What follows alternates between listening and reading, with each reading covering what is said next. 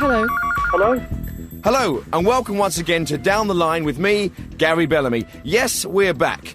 Now, I know we've had our detractors, like all groundbreaking things throughout history have had.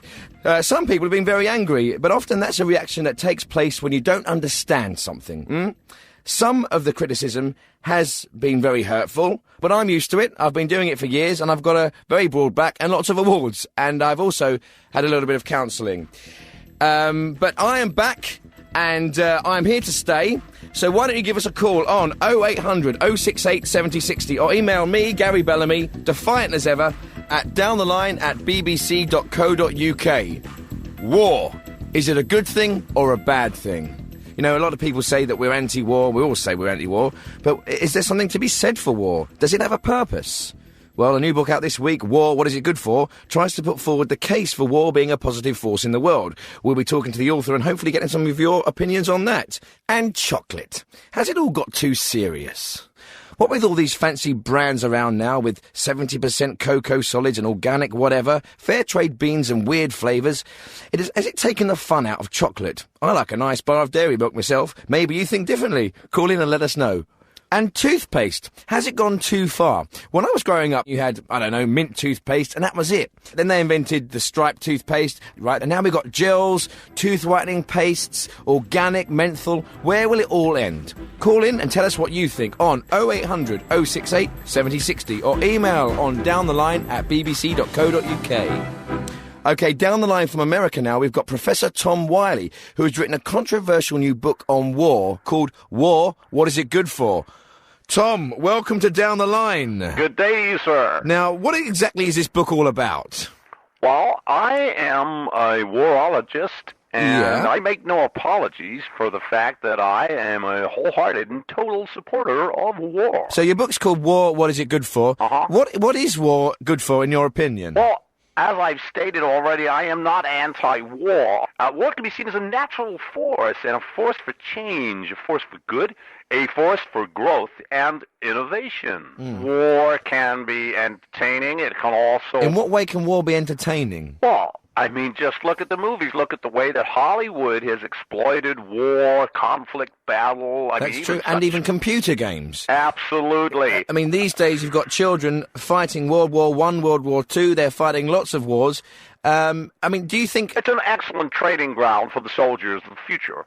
War, I would contend, is a crucible in which men can find out if they really are men. But do you think that... Sorry, can I make one more point Of course, here? We have an almost inexhaustible supply of surplus young men who are prone to acts of mindless violence.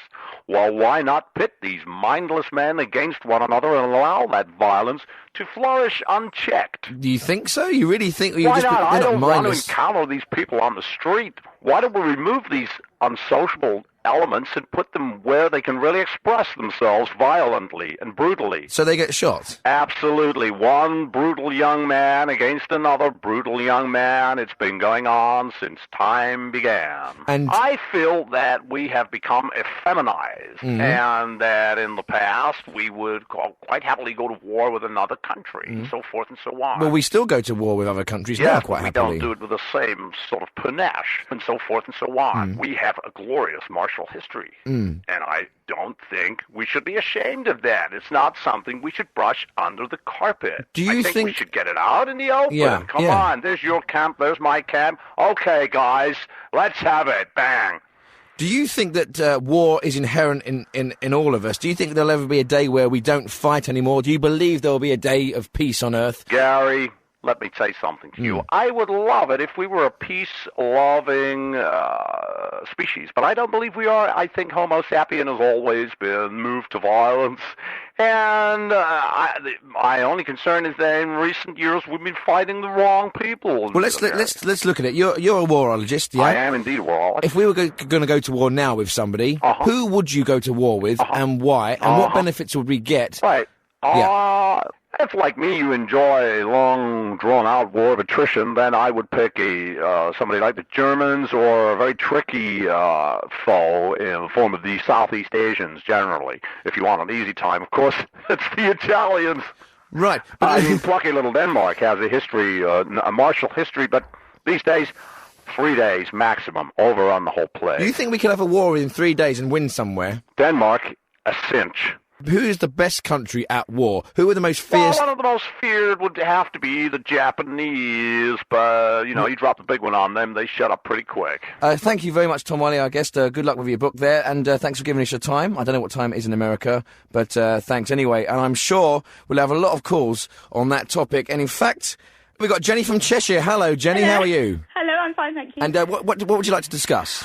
I just wanted to pick up on the point that you made about people thinking that chocolate's been taken too seriously. Yeah. Yes, and I just like to say, well, I don't think it is at all, because I think chocolate's a very emotive part of people's lives, and I think it should be taken seriously, and I think it should be celebrated. And I think the more chocolate there is out there, and the more chocolate-related activities and events, I think the better. Do you eat a lot of chocolate yourself? Yes, I do. I would consider myself a chocoholic. I'm a member of the Chocolate Society. Right. I mean, we don't say that people take wine too seriously, or being a connoisseur of something like single malt whiskey or something like that. And the Chocolate Society is nothing really different. It's about celebrating this fantastic substance. And tell me, what's your favourite kind of chocolate? I'm a big fan of milk chocolate. Yes. Dark chocolate would be in my kind of more sensual moments, I suppose, because dark chocolate is really for the romantics and the passionate people. Yes. And white chocolate, I think, is more... more for belly dancers, really, isn't it? Yeah. No, I can say, and you can get a layer of each in some chocolates, a sort of mixed... don't know what you call it, really, mixed race kind of chocolate. Mixed race chocolate, all packed together in perfect harmony. All, absolutely. Living side by side. Side by side. Yeah. So it's interesting because do you know that when you eat chocolate, it releases the same chemical in your brain that it releases when you're having sex? Yeah. Yes, I do. So I can imagine it can be quite saucy at times. Well, it can be a great tool sometimes. A tool? In the bedroom. In the bedroom? An aid, I think. But it depends what you do with it, I suppose. It depends what you do with it, and one shouldn't limit oneself as to what one does with it, I'd say. Really? Oh, yeah, absolutely. Yeah, wow. For the privacy of your own home, I think you can use chocolate as well as you can. I suppose you can have a lot of fun with the curly whirly. Yes. No, I mean, please don't overinterpret what I'm saying, but it could happen. Okay, well, do you know what? Thanks very much for your call. That was very, very, very interesting. I'm feeling quite hot under the collar. Okay. Thanks for your call. Okay, bye-bye. Bye. I've got Humphrey Milner on the phone from Siren Sister. Hello, Humphrey. Yes, hello there. Yeah. Gary. I wanted to ring in and talk to you about this business of who we should be at war with, or who. Yeah, who would you like to be bombed by, Humphrey? Historically, of course, the great enemy of the British has been our geographically closest neighbour, the French, obviously, across the Channel there.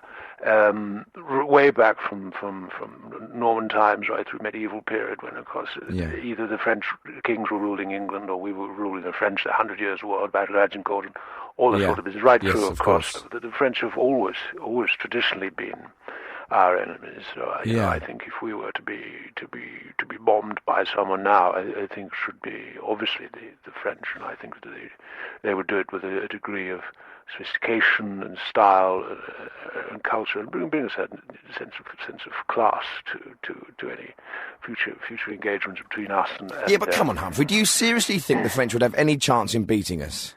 Well, I think their rugby team are pretty frightening. Well, that's a good point. I suppose what I'm saying is, if we were to be overrun and governed in a sense by the French than certainly by anyone from the Middle East. I think we have a lot more in common with them, and after a few years we'd probably sort of forget about it. Thanks very much for your call, Humphrey. My pleasure. We're talking about toothpaste, and we've got Samson on the phone. Hello, Samson.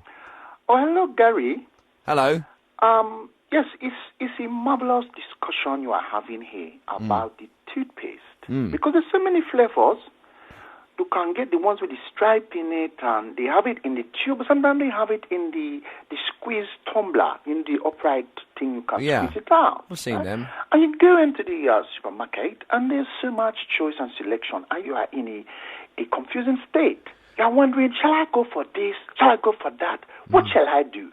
Isn't it? Yeah, it's like that. You're in a dilemma. It is. And what does that remind you of? It reminds you of the issue of whether or not Jesus Christ, the Lord Savior, can come into your life Yeah, I don't understand what that's got to do with toothpaste. You are thinking about... I think you're looking for reasons to talk about God. No. Well, you are. Gary, We could be talking about any subject, like garden furniture or fridges, and you'd turn it round to talk about Christianity. Gary, please. The decision you have to make, whether I have this toothpaste or the another, is the same decision you have to make, whether you want the Lord to come and take you. Or You whether cannot or not compare choosing God to choosing Mentadent P. I can hear it now. You are the son of Beelzebub. No, Beelzebub is listen, telling you, come with me into the... Let me ask you a question. Hey, 1 second. Isn't it? You would Samson, rather... 1 second. If Jesus Christ comes back, second coming and all that, let me ask you a question. What toothpaste would he choose? What?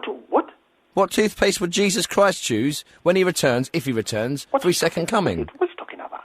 Don't be cheeky. Jesus Christ, the Lord Savior, is a miracle worker. His teeth are glistening forever. He is a savior of all mankind. And teeth. Thanks very much for your call. Whatever. Please don't... Okay, I've got Wendy from Frinton-on-Sea. Hello, Wendy. Hello, Gary. Hello. Hello. Listen, right? I've been listening to your show for weeks. I love it. You really are a silly basket. You're a silly basket, aren't you? I know. Basket. I know. But I was about toothpaste. Yeah? I've never brushed my teeth. No, one day it's gone past and I brush my teeth. Never do me any harm. Well, how many teeth have you got? 4.5. You've only got 4.5 teeth. How can you have half a But tooth? they're beauties. They are beautiful. They are really, really beautiful teeth. Right, well, thanks very much for your call. Little pearly white. All right, lovely. Thanks for your I'm call. grinning at you now, you silly basket. Okay, my next call is Polly Jones from Epping. Oh, hello. Hello, Polly. Hello. We're talking about war, yes? Yeah. Who do you think we should go to war with? Well, I mean, I'm not totally political or anything like that, but I just think that there's not a lot of support for the Iraq war because there's not really an awful lot we're going to get from it. There's not a lot we're going to get from it? Yeah, I mean, there's not really a lot we're going to get from invading Iraq, is there? What about removing a dictator, which we've done, and getting some oil? I know, but I think people are really... I think society is based on a much more what's in it for me kind of thing, and I honestly think there'd be a bit more support if you invaded somewhere. It always interests me when someone rings up and says, I'm not very political, but, and they make a political statement. I just think there's nothing sort of culturally or socially or economically about Iraq that we would want as a country. So where would you like to invade instead then? Where would you think... I mean, look, just for example, like if we went to Italy or something, there's an awful lot that we could take from that country. And of course it'd be quite easy, wouldn't it? There's painting from the old masters, there's fine treasures, there's an awful lot of cultural stuff we could amass. But in Iraq, what are we going to bring back? Nothing. But we're not going... Sad. Well, we don't go to war just to bring things back, do we? No, I know. But I'm just saying, it was just a question you said. If you asked quite a lot of those people that marched against the war in Iraq, I wonder if a lot of them would say, well, because actually, what's the point? Well, so where would you... Well, if we invaded France, we get the Mona Lisa. What if we invaded Iraq, right, and we claimed it, so it was then our country, like we used to do in the days of the Empire? Honestly, I think unless Ryanair went there wouldn't be much point. Okay, got Major Brian Orr on the phone from Buckinghamshire. Hello, Major. Hello there. Hi, what's your question? Well, it's not so much a question, really. It was just to bring up about war, really, and I'm just saying I'm all for it. I was in the Army for 37 years, and I thoroughly enjoyed every day, and so did my men, those immediately below me. I can't speak for everyone in the Army, of course. Things, war's changed now. It's not as fun as it was. It's become blurred. What's fun about war? Well, the uniforms, the respect of the men, valour, combat, all those things. I don't have to justify war to you. Have you fought in any wars at all? Of course I have. Which one? The Falklands. The Falklands War? Yes. Well, I'd say I actually fought. I didn't see action. I was in charge of clearing the seaweed. We've got Nelson Thomas. Hello. Hello. Nelson? Yes, hello. You're asking this question, aren't you? Who should we be at war with? Yes. I find it absolutely outrageous that you could ask such a question. Why? Well, it's who should we be at war with? Who should we be at war with? This is Radio 4. The phrase should be, with whom should we be at war? Not who should we be at war with. Is that it? That's it. Thank you very much. Okay, I've got Fiona now. Hello, Fiona. You're down the line. Hello. Hello there. Hello, I was just ringing in because, the thing about toothpaste and everything, it just made me think about how it'd be funny to write a poem about it. Okay.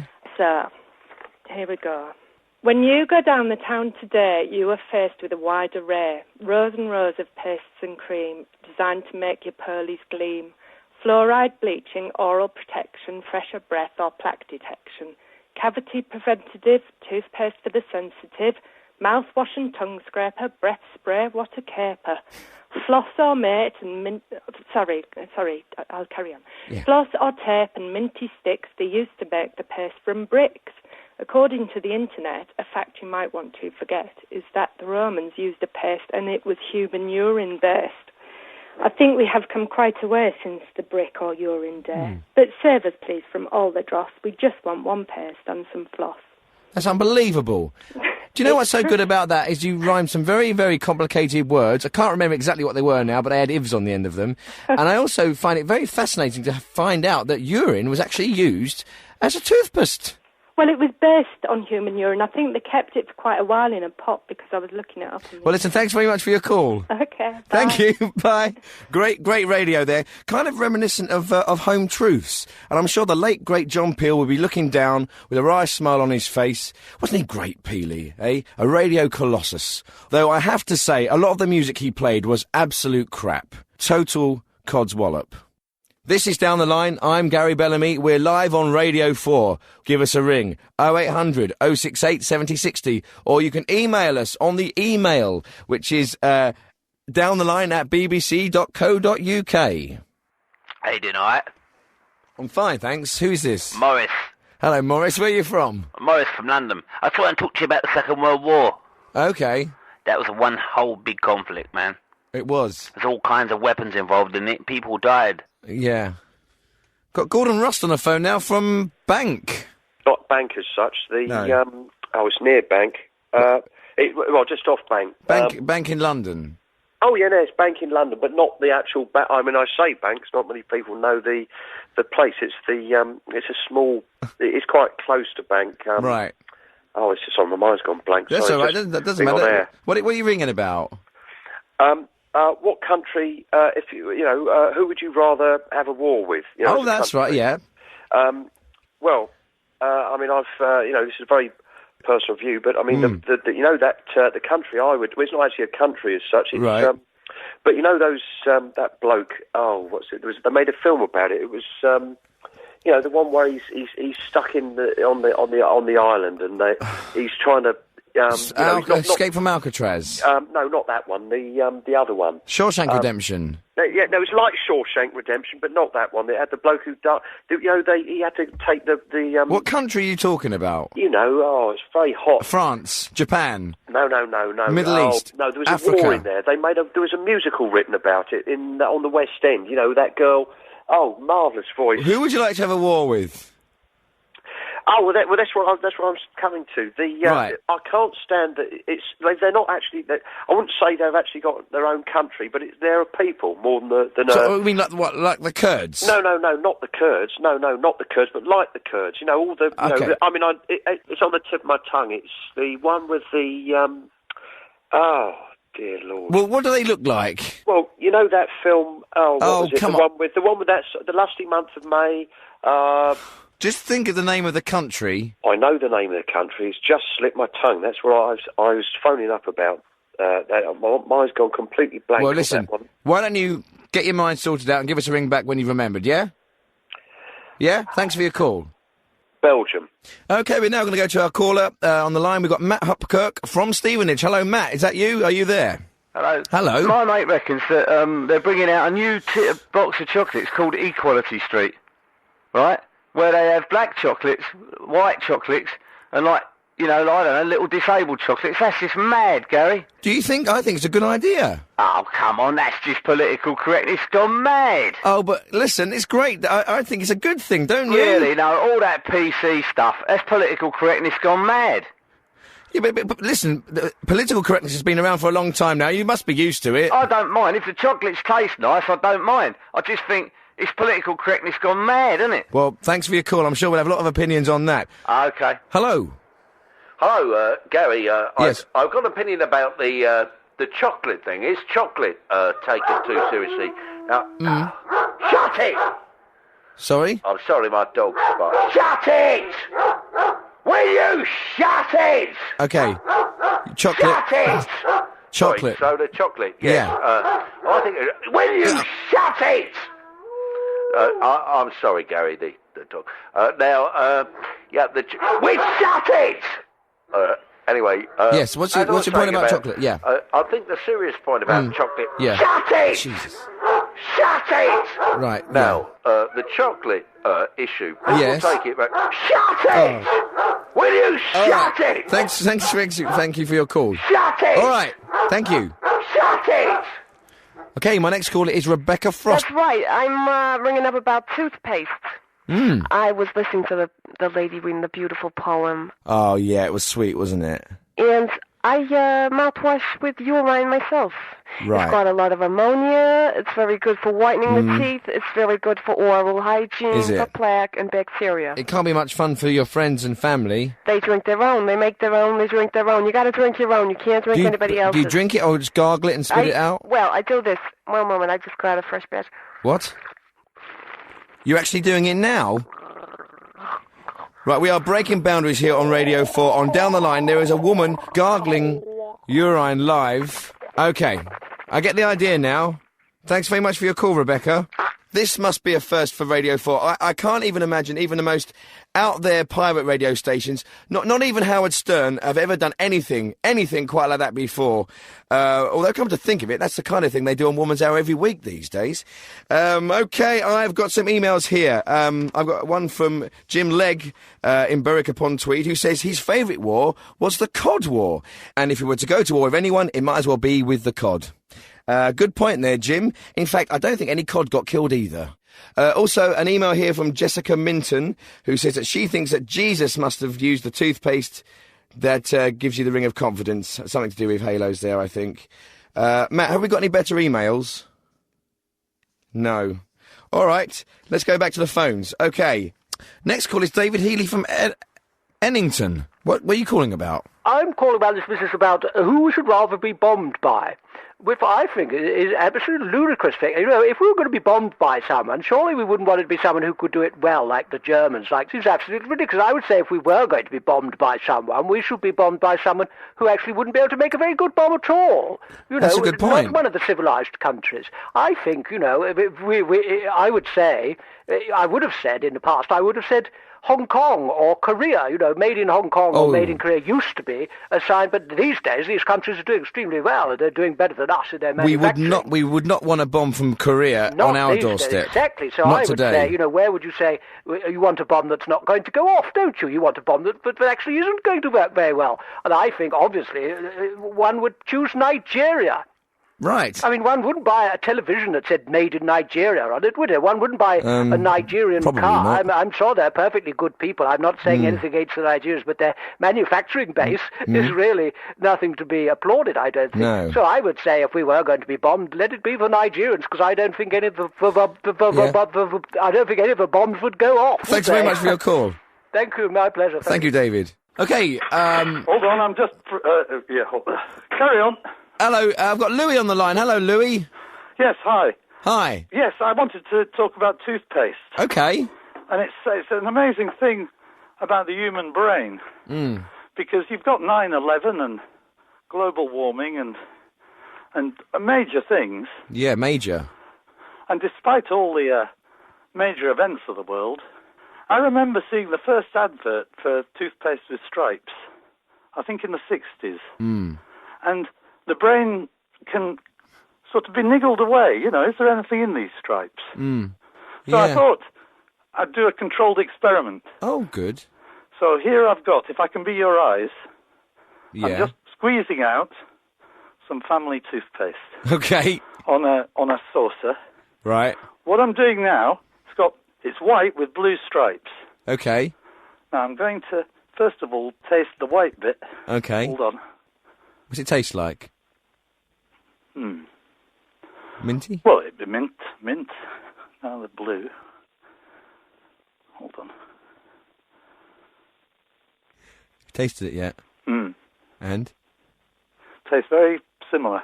Very similar. Now, what I'm going to do now is stir it round. Okay, so you make a kind of a pale blue paste. Well, that's what you'd think. But I've not done this before on purpose, just so that you know that I'm as surprised as you are. Okay. If anything should happen that we're not expecting. Spontaneous. Hold on. Yes, you're right. It's about it's a blue paste. Brilliant. But, just because it tastes not much different, you don't know about the function of the blue stripe, because apparently the blue stripe is for kind of fresh breath normally, and the white paste is for the actual teeth. It's just one of these marketing ploys. And the other thing is... Yeah? I mean, I could try and take this tube apart and see how the stripes get there. Well, I tell you what, that is a good idea. Why don't you do that and ring us back? Yes. And tell us what the stripes do look like inside. Do I get a refund for the toothpaste? No. Just ring us back in a couple of minutes, all right? Okay. Okay, my next call is Nicole from Billericay. Hello, Nicole. Hello, Gary. Hi. Toothpaste, we've got white in this, tartar that, 24-hour protection, plaque attack, plaque that, freshens breath, fights decay. They'll be selling a toothpaste that cures AIDS next. I don't think so. Although it would be good. Thanks very much for your call. Okay, we've got Tom Skinner on the phone now from Hunstanton. Hello, Tom. Hello. You're through to Down the Line. Hello. Hello. Right, I tell you, the people we should be at war at... Yes? Right, I tell you the people who we should be at war at, it's the council, see? Now, we lived in this village since 1999. Now, Since there's when? always been... 1999. Now, there's always been a post office here, wasn't there? Since 1904. Now, nobody said Okay. nothing, nobody done nothing, nobody hit nobody over the head with a spade, nobody nothing in there. No.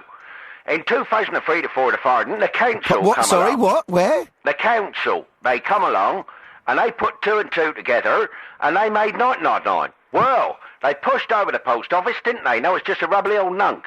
A And rubbly old what? we gotta go, let me finish, please. We gotta go 5 to 10 to 14, 1999, just to get a stamp. So that's who we should be at war with, it's the council. Thanks very much. Right, my next call is from a pancreatic surgeon who wants to talk to us about toothpaste. Hello, Mr. Fenwater. Now, say what you like about this country. I can very easily go a week without love, but I wouldn't want to go a week without toothpaste. Right. So, in an emergency, one can use salt, twigs, gravel, or fine sharp sand. Okay. Thank you very much. Thank you very much. Okay, I've got Louis on the line. Hello, Louis. Yes, if you remember a few minutes ago, I was doing the toothpaste experiment. Yep. And I've managed to cut the bottom off and Brilliant. slice it up the side. Yep. To get a look at how the stripes are... Got to be quick, we're running out of time. Hold on. Yes, it looks like... Sorry, we're going to run out of time. Thanks very much for your call. Thanks for Down the Line. We'll be back next week for another edition. See you soon. Oh.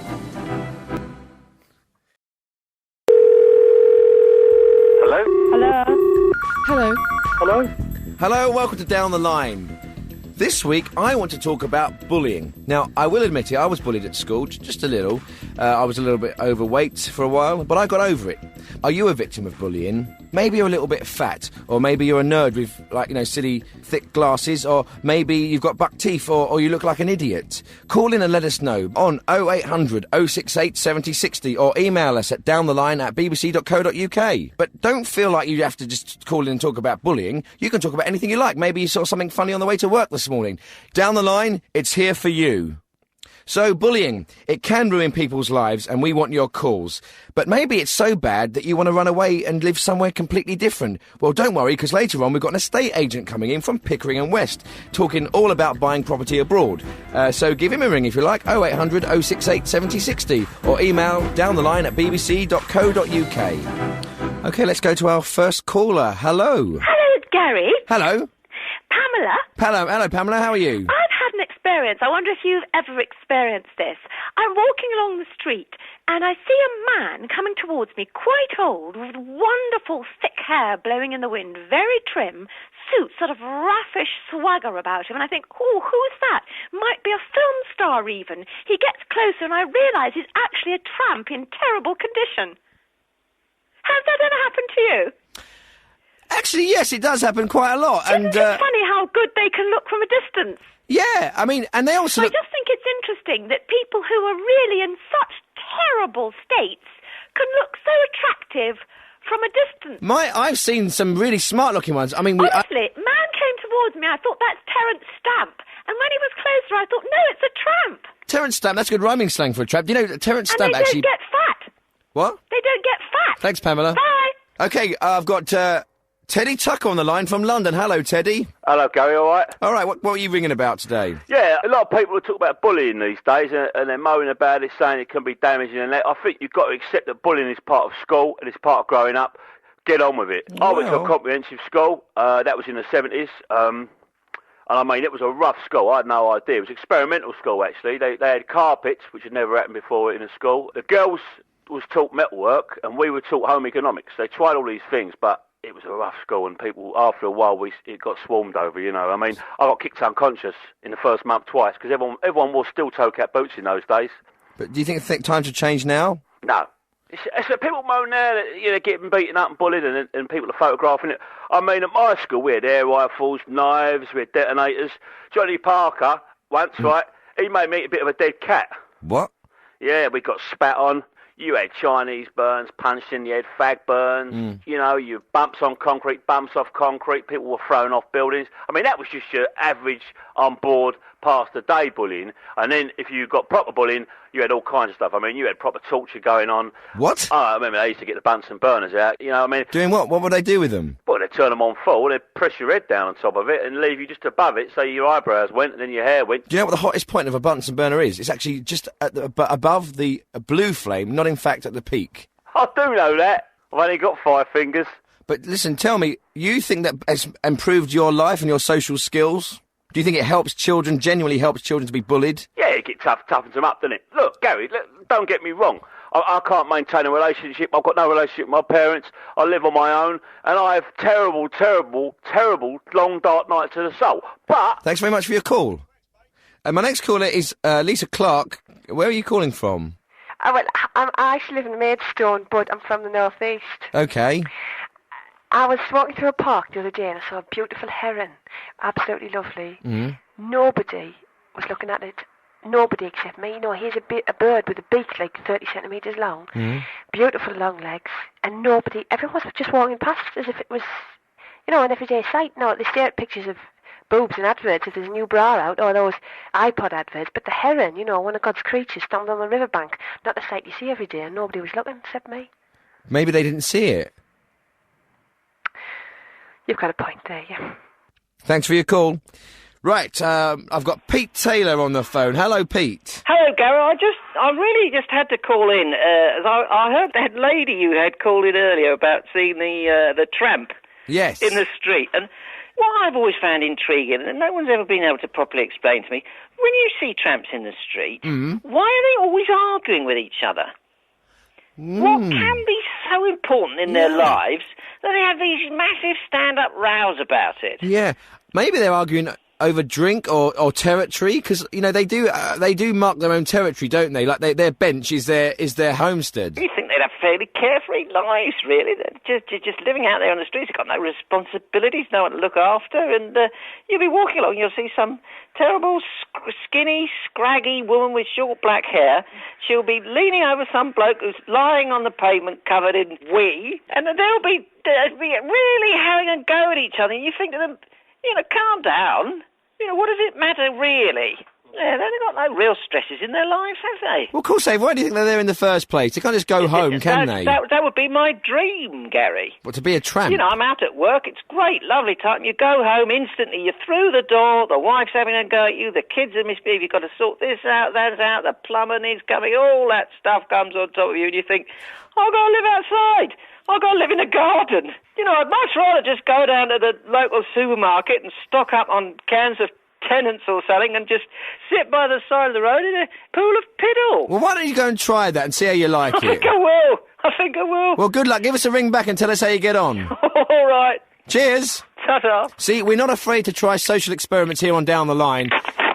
Okay, I've got Graham Downs on the line. Hello, Graham. Hi, Gary. How are you? I'm good. Welcome to Down the Line again. Thank you very much. Always a pleasure. Yep. I'm just thinking, how was your story, the topic you said about, have you seen anything interesting lately? Yeah, that's right. Oh, well, for me, all I'm seeing really mainly is my bedroom ceiling, Gary, because, you know, I'm bedbound most of the time. Have you ever thought about putting something interesting on your ceiling, like a painting? A mural.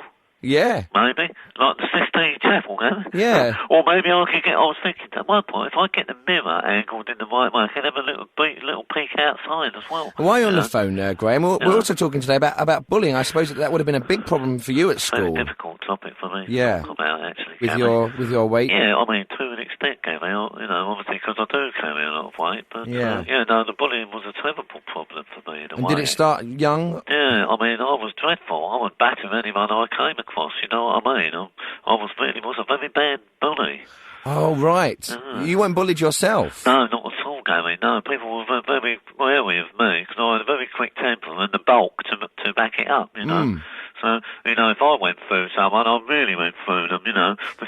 So you did you do this in order to prevent people from bullying you? What I mean is you attacked first, so no one bullied you back? I did it for fun, really, Gary, you know. Right. Yeah. Right. But now I really regret it, you know, because I think I made some people's lives a misery, you know. Yeah. And in fact, actually, I think in the reflecting on what I've done has actually led to my conditions worsening myself, actually, Gary. Really? In what way? I've paid a heavy price for it emotionally, Gary. It really more down to me the misery I cause people. Yeah, like self-loathing. I'd just like to use the airways, I'd like to use down the line in order to apologise to all my victims. I'm very sorry. Oh, right. I beg forgiveness. I mean, you've almost paid the price in a way, haven't you, for what you're going through now? I certainly have, Gary. Yeah, thanks very much for your call. Thanks very much. Bye. See you. Oh, poor Graham. OK, we've got Ruth from Primrose Hill. Hello, Ruth. Hello. I just wanted to say I've had a really terrible walk to the bank. I walked past, on the pavement, 3 dog poos, all smeary, and then a vomit. Right, thanks very much for your call. Right, I'm now joined by Ross Porter, my special guest, who's an estate agent from Pickering and West, and we're going to be discussing buying properties abroad and at home. Hello, Ross. Hello there, Gary. How are you? I'm very well, thank you. Now, are you a celebrity estate agent? No, I wouldn't describe myself as a celebrity estate agent. Right. Are there celebrity estate agents? I don't think so, no. And do you know, I've always wondered who was the first ever estate agent. Do you know who that was? No, I don't think anyone knows that. Don't they? Did it start in this country? No, I think as long as there's been property being bought and sold, there have been estate agents... lurking in the background? I wouldn't say lurking. Oh, I would. So Ross, Pickering and West, is that a nationwide estate agency? We're a nationwide agency, but we're moving more and more into European and foreign markets. I think most people will have seen our cars whizzing about the place. We have these fleets of brightly coloured VW Beetles with the Pickering and West livery on them, and people love that. It brings a smile to their faces. And a bit like Foxtons. Foxtons. Well, we were doing our Volkswagens before they were doing their Minis. Actually. Oh right, so they copied you. No, I'm not saying that Foxtons. No. People love it. It brings a human face to estate agents, I think. Yeah. So I mean, these days, what with internet, I can turn on the computer and I can see the whole of a house just by doing a 360 degrees thing. I can see exactly what's the amenities are around. I mean, these days there's not really much need to actually go and visit the house because you can see it all on the computer. Do you think that people should go and visit a house before they buy it, or is it adequate just to look on the computer and pick a picture? Always. I would say the first rule of buying a house is actually visit the house and look at it. I mean, we all know that pictures can lie. We've all used a wide-angle lens to make a tiny, poky little room look like a huge, great, palatial... What, you've done that, have you? No. And what is the hot place to buy these days? Where is everyone saying, I've got to get a place there? Well, the thing is, buying property in England as a business venture is becoming less and less profitable because properties are so expensive and people have become wise to it. It's very hard to find a house that is underpriced and be able to sell it overpriced. You can still buy very cheap properties abroad in places where people are perhaps not as well informed, not as intelligent as people selling property over here. You go into peasant communities, poor rural areas, and the people there, they can't afford televisions, they haven't watched all the programmes that we make over here, like Location, House Hunters. But yeah, as I say, these people, they don't really know what's going on in the world, they don't read newspapers, they're not very well informed, they are...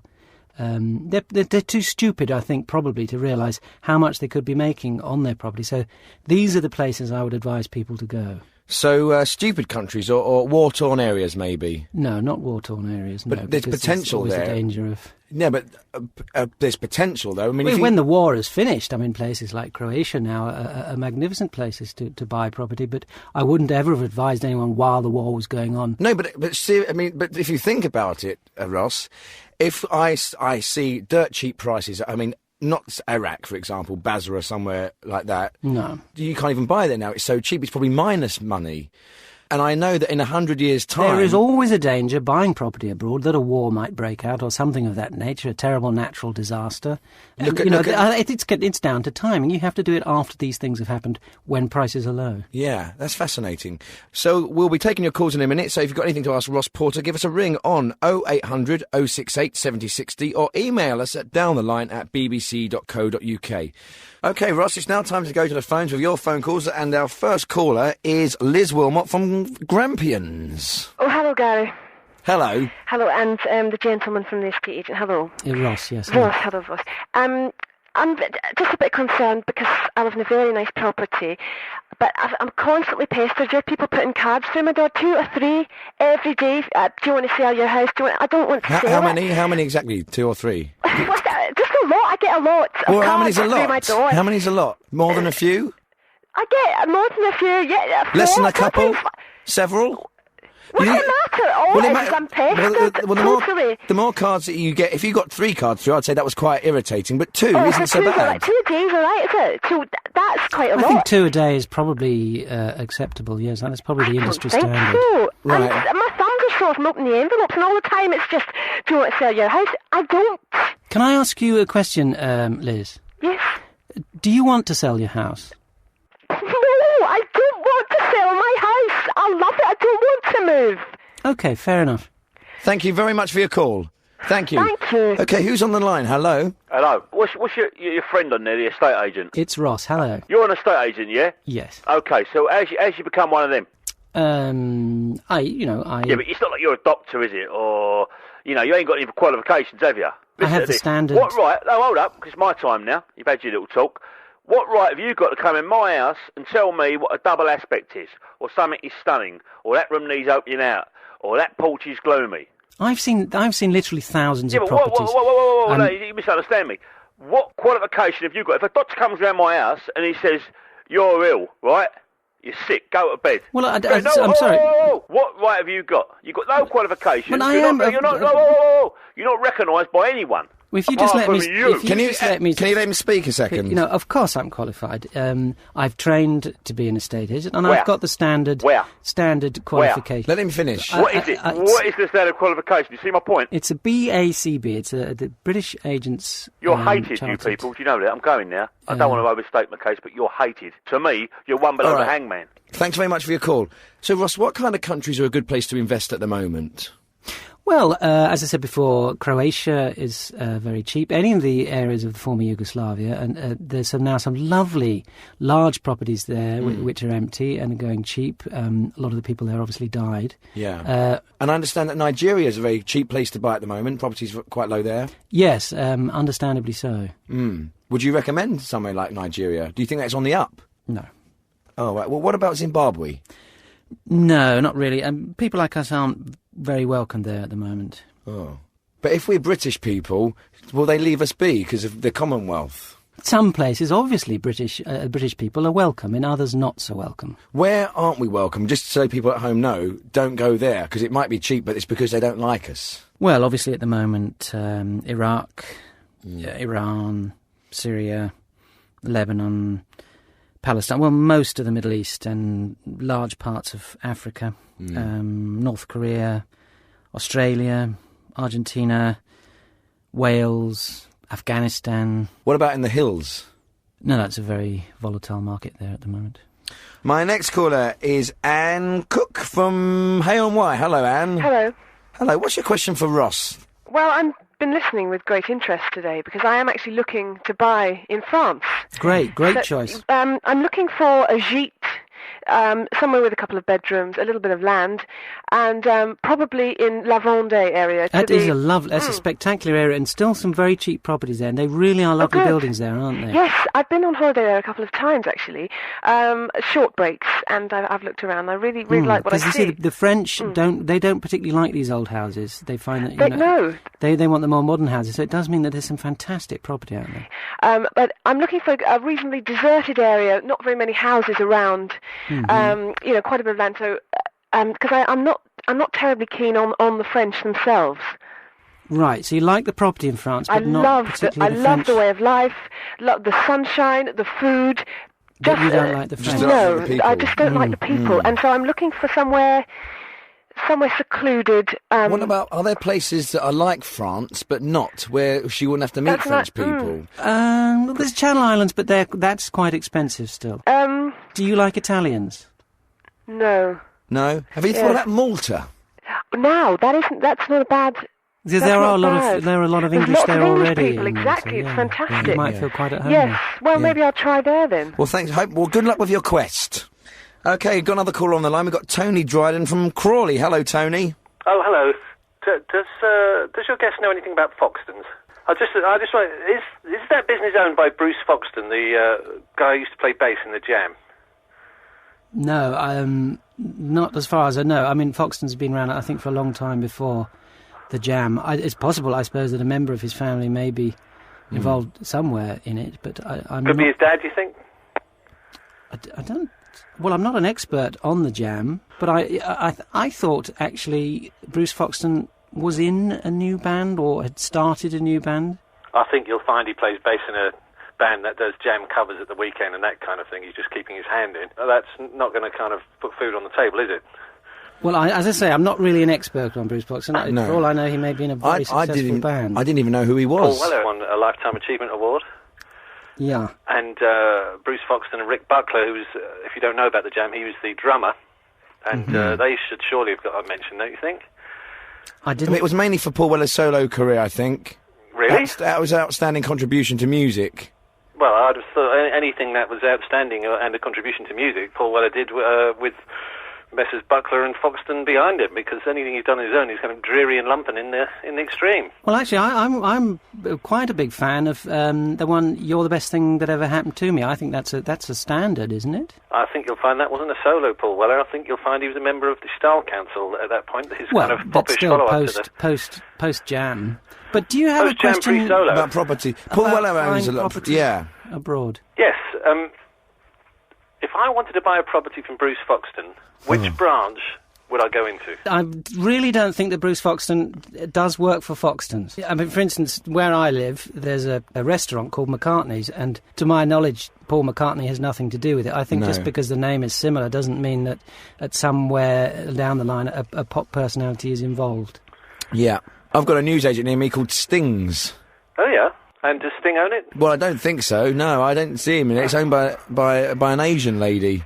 See, if I'm Sting and I want to invest my money and keep out of the public eye, I think a newsagent is a great place to go. I mean, if you open up Sting's kind of hairdressers and beauty parlour and waxing salon, everyone's going to go, "Is that Sting?" Well, I would have thought, actually, if he was wanted to invest in something and keep a low profile, he'd probably use his real name. Gordon Sumner. Sumner's. Yeah, Gordon Sumner. All right, I'll take your point. Thank you very much, Tony. That was interesting. Ross, for sale signs are a thing of the past, aren't they? No. Let's go back to the phones. We've got Clive Rossiter. Where are you from, Clive? I'm from the north of England. It's not my real name, but that's it'll do for now. Okay. I'm talking to the estate agent fella, right? Hello there, hi. Hello there, hello. Ross, hi. Listen, you're talking about properties abroad, right? Now, there are security implications in a lot of these countries that you're talking about. Say, for example, right, you were buying a property in Poland, yeah? You were doing a development in Poland, in Krakow, for example, right? Let me tell you something about that place, right? I could pack a van full of explosives, right? I could drive it right into that development and kaboom! Right, and don't try to contradict me because I come from a military background and know what I'm talking about. If we could just stick to a property abroad rather than I'm just letting bombs. you know the security implications, that's all right? Is that all your point? That's all. Thanks very much for your call. Much. Thanks, Clive. Goodbye. He had a point, though, didn't he, Ross? Well, I don't think you could say that anywhere in the world is 100% safe. Next caller is Bob Whitehorn, and you're from Guildford. Hello, Bob. Yes, I started reading and said that I own my own house. No mortgage, no stamp duty, no loans, no mortgage, nothing. Beat that. Right. Thanks very much for your call. My next caller is Alison Bread from Redcar. Hello, Alison. What's your question for Ross? Well, my question, when we're talking about buying places, abroad and being sat about in your bikini and everything all the time, well, that's all very well, but, some of us can't afford it. Yeah, I mean, I'm not suggesting that everyone goes and buys somewhere abroad. Obviously, this... No, but, you make it sound like there's affordable properties on the costas, and actually they're not for me. Personally, they're not affordable. Well, you might actually find that these properties are considerably cheaper than anything you can buy in England, although probably not Redcar, but actually. I can't buy anywhere in England, really, either. Not even in Redcar. I should imagine properties there are pretty cheap, aren't Yeah. they? How much do you have to spend on a house? Well, I don't have any to spend on a house. Well, you don't need anything. All you need is your deposit, which is, 10%? So 10% of 30,000 is £3,000. Well, where am I going to get £3,000 from? Do you work? No. OK, thanks, Alison, but I think perhaps this phone-in is not really for people like you. So, Ross, do you have a big house? I'm not particularly large or small. I mean, I don't have a family, so... Why not? Don't you meet lots of women when you go around houses? Do you meet lots of women? Well, we have professional, code of conduct. Well, we don't go around... But there's a thing, isn't there? There's an element of trust you have to have in an estate agent. You have to go around and show women... We are like doctors. Well, you are. You have to trust an estate agent. It's your future. That's why I say always use an estate agent. People are now buying and selling houses direct on the internet. And, it's very likely that a murderer could come round to your house. Are there illegal, like there are illegal cab drivers, are there illegal estate agents around with no qualifications, without the BACBBs? Well, no, I wouldn't. I don't know what to say. OK, well, let's go to another caller. Hello, who's there? Is that Beata? Hello, it's Beata. Beata, yeah. Oh, that's an interesting... Where are you from? I'm from Poland, but I live here now. OK. But there is no call. I have a family property I want to sell.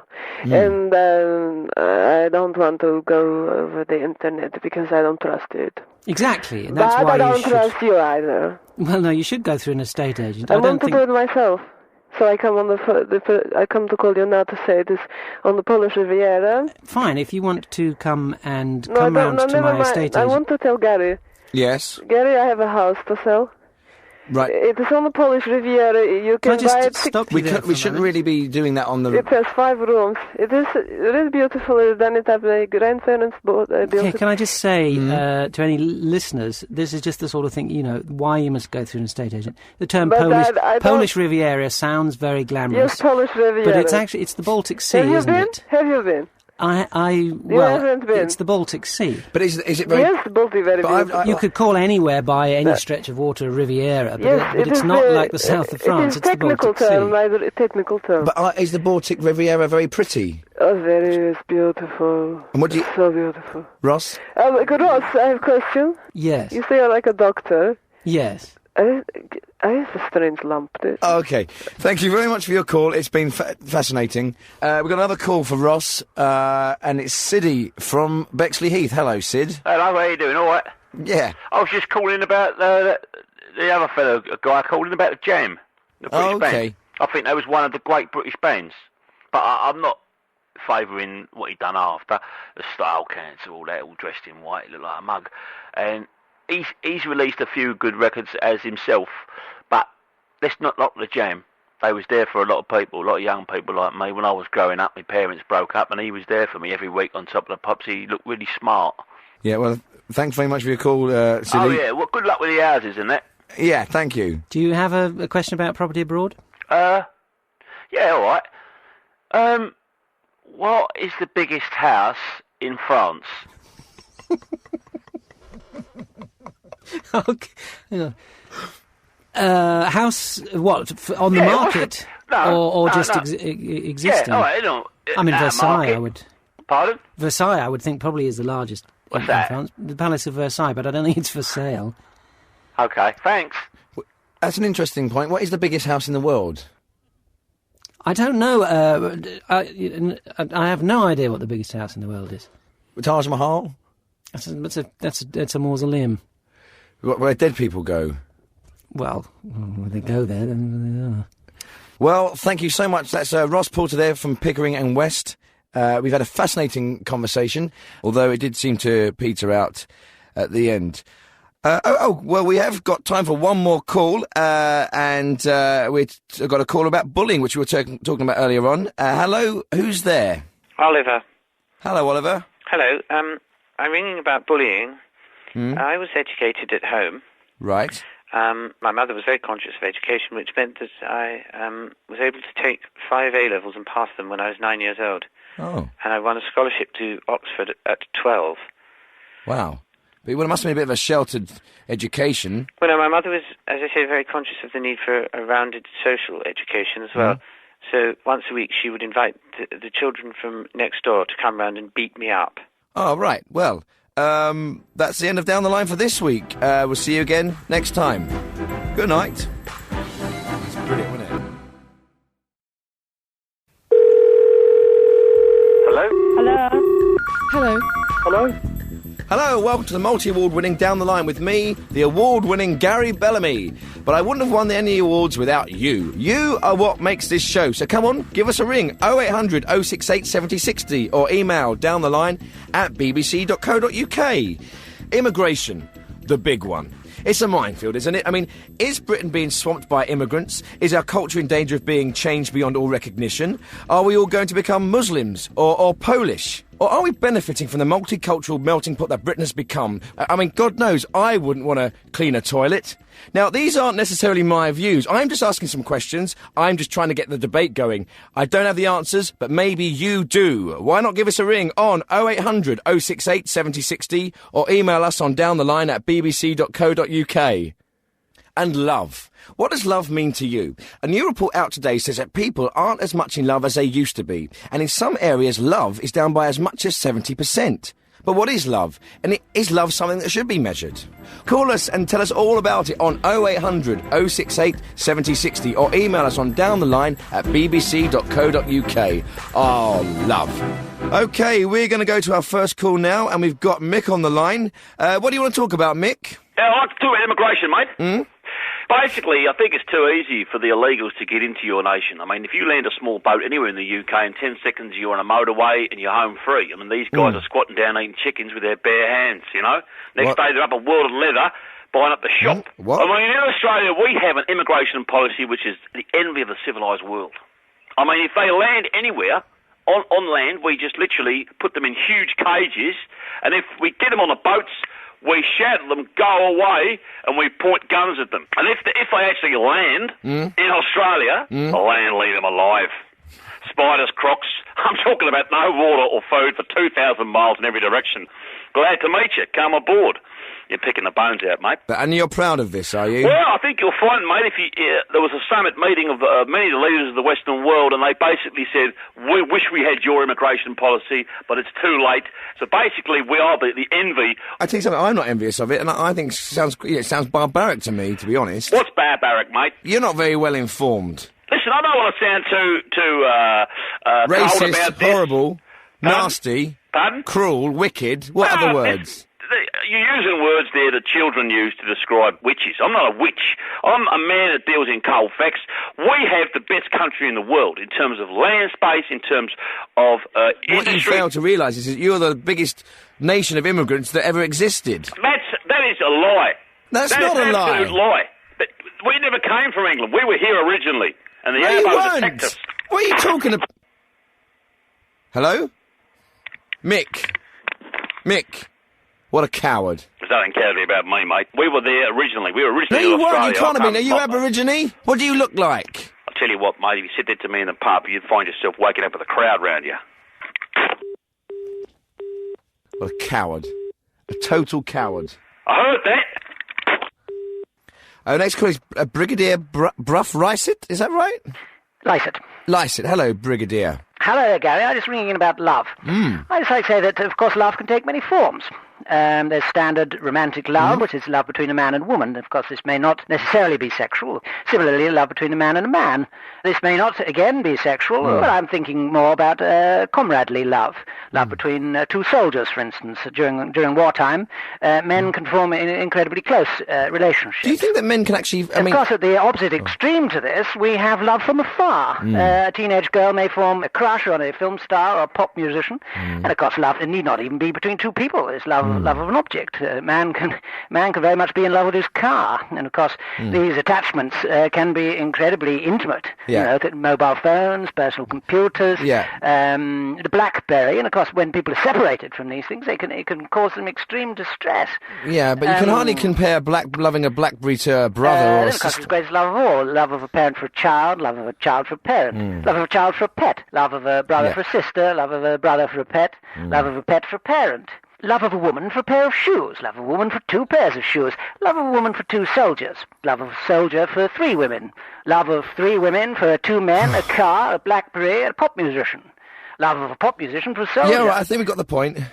Okay, my next caller is Sarita, and you want to talk about immigration, is that right? Actually, it's Sharita. Okay, whereabouts are you from? I'm from Hemel Hempstead. So what do you want to talk about immigration? Well, what I want to say is there's a lot of discussion these days about immigration and people who shouldn't be coming here, or they are, immigrants or asylum seekers or what have you. And what I want to say is that nobody talks about the people like Madonna and Rio Ferdinand, people like that who aren't English, but who are living here and being paid a lot of money. They're also immigrants. I think you'll find Rio Ferdinand is and, English. People like Madonna, you see, if she weren't living here, showing everyone her bottom night and day, then Shirley Bassey might still have a job. Or Lulu. Thanks very much for your call. I agree with most of the things you said. Oh, I'm very pleased to hear it. Thank you, Thank you very much. Thank you. Bye-bye. Okay, my next call is Dave from Southend. Hello? I want to say this, right? I am a rapist and I'm proud of it. You're a rapist and you're proud of it? No, I didn't say that. No, I said I'm a racist and proud of it. Oh, sorry. Call me a rapist, mate. No, sorry, that's out of order. Sorry about that. Although, am I sorry? I mean, it's pretty bad. I mean, being a rapist is just as bad as being a racist, isn't it? I'm a racist. I'm a white supremacist. But come on, you're a racist. I mean, what are you, a moron? That's a horrible thing to say. Don't call me a moron. How can you be proud? I have taken a political position. There's nothing political about being proud of being a racist. I don't like them. All right, thank you. I can't believe that someone would actually ring up and boast about something like that. I mean, it's like ringing up and boasting about being a drunk driver. It's just not on. Let's go to the next call. Hello. Hello, it's Ted Garibaldi. My name is Donk Spimmer. I am a proto-fascist from the Netherlands. Goodbye. And I would like to just Okay, let's go to our next call. Hello. Love of God for mankind. Oh, no. Love of man for Manchester United. Yes. Sporting love. That can be very important in Thank you. people's lives. Love of a man for a football team. Love of a football team for a man. Love of a man for 3 women, a football team, 2 soldiers, a film star, a pair of shoes, and a car. Love of a car my next caller is D from Northern Ireland, from Belfast, yeah? That's right, Gary. I used to know love, but, I've been heartbroken in my time, and it's very difficult to get over, and I know people are ringing in, they're quite flippant about love, and it's not something you can just put aside, if your heart's been Got a very pretty voice. Oh, thank you very much, I've never heard So that. you've lost love, have you? I've lost a great deal of love. Sad, yeah? I'm really sad, yeah. What do you look like? Excuse me? Just out of interest, you've got such a lovely voice, so I'd like to put, like a Very picture much. to the voice. Well, people do say, actually, I look like the lead singer of that Irish band. What, The Cause? No, what are they called? The Cranberries? No, U2. Oh. Bono. Right. So the reason I was upset... Thanks very much for your call. Okay, I've got, Tony Beckton on the line now. As you might remember, Tony Beckton appeared on one of our early shows on Down the Line last year. Hello, Tony. Hello, Gary. How are you? I'm okay. Doing okay? The book doing well? Nah, not too bad. We're going to do a second reprint. I saw you on the South Bank show. He was a prat. What are you ringing about? Oh, I want to talk about immigration. Right. What people don't realise is that the criminal fraternities we know it has been irrecoverably changed by this vast influx of basically foreign criminals. Right. You've got Albanians, you've got Russians, gangsters, these people... But you're not saying that all immigrants are criminals, but no, you're of course saying I'm not. that... I'm just saying, underneath all the stories about them taking the plumbing jobs and them doing the cleaning jobs and blah, blah, blah, and the call centres and all whatnot, the underworld has been swamped. So what you're saying is that our traditional good old-fashioned British crime is being taken over by foreigners? Absolutely. Listen, Gary, what I'm saying to you is, in the old days, the boys would meet, we'd have a few sherbets, a few drinks, we'd pop in a motor, down into Kent, sub-post office, out comes the shooter, hello, darling, boom, boom, give us the takings. They'd give us a few quid, no heroes, back in the car, and we'd be up the fair in the evening, on the Dodgems. But do you really think it makes any difference to be held up by an Englishman with a gun or a Nigerian with a gun? Do you know what I mean? What difference does it make? You've still got a gun in your face. If I go to Nigeria and get robbed, that's fair enough. But if I'm in this country, I want a white man robbing me. You know, whether or not you're foreign or whether you're from England, a criminal's a criminal and crime is crime and it's nasty. What you say, mate? Wherever you come from. You talking to me? You're expecting us to give you some kind of credit for being an old-fashioned listen to me. criminal. Listen to me, you little rat. Don't you come over, you rat! Don't come over! I'm coming up there. Okay, Mr. Fenwater, hello, you're down the line. Say what you like about this country, but we've got the friendliest robins in the world. That's well documented. Thank you very much. I couldn't agree more. My next call is Connor Metcalf. Hello, Connor. Hello, I just wanted to call in to talk about drinking and driving. Yes. You hear a lot of fuss about it, and a lot of people are always going, I've been listening to your show. Yeah. A lot of idiots. Are you driving now? I'm driving at the moment, yes. You shouldn't be driving. No, I'm fine. I'm fine. No, hang on. Seriously, you should pull over. You can't drive and talk at the same time on a Are you on a mobile phone? No, it's in the crook of my shoulder. It's fine. I'll concentrate. It helps me to concentrate if I'm talking to someone I'm driving. Look, I refuse to talk to you while you're... Yes! Just move out the... No, I wanted to talk about the drink driving thing, Gary. There's a lot of... Everyone making this terrible fuss about it all the time. I drive a lot better when I've had a few drinks. You're not drunk now? Yeah, I've had a few, but, you know, it sharps my concentration. Right, listen, Connor, stop now. Please, put the phone down or pull over. Well, I can't pull over now. I'm in the middle of the M17. I'll just pull over the side of the road. Somebody got me off. Connor. Whoa! It's stupid. Different people drive differently. There are so many idiots on the road. That's the problem. Yeah, I know. It's the idiots on the road that's the problem. Connor, you think you can drive? Listen, I'm telling you now. I'll tell you this. It's a true story. It's an absolute true story. The other day... Connor. Hello? You obviously listen to me, put the phone down. You must never drive and talk on the phone at the same time. It's wrong. My next caller is Silas from Nigeria. Hello, Silas. Good evening. Good evening. I've been listening to your discussion about love, and I cannot believe that no one has mentioned the delightful experience it is to be in love, and what a marvelous thing it is to have in the world. And I think if we all have more love in the world, then the world would be a much better place, you know? I think, for example, if the soldiers, when they are in the battle, if instead of firing the weapon, they quote a word of Shakespeare, you know?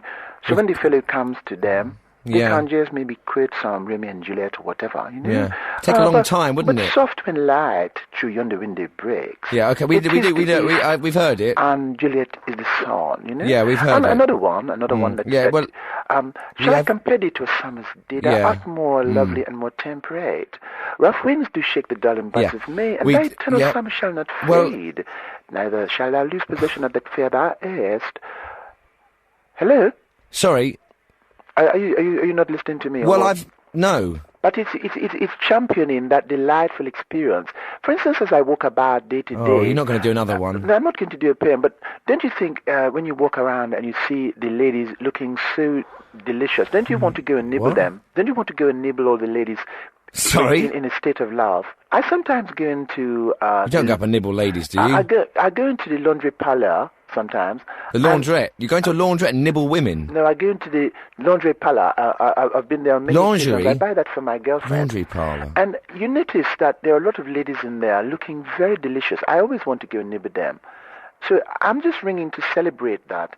But you're talking about going up to ladies in lingerie parlours and nibbling them. That's not love. That's nearly rape. No, it's not. It's not. No, you are lowering it to the lowest common denominator. It's to do with the appreciation of the female form. You just want to go up to a lady, read them a poem and nibble their boobs. Nibble their what? Their breasts? No.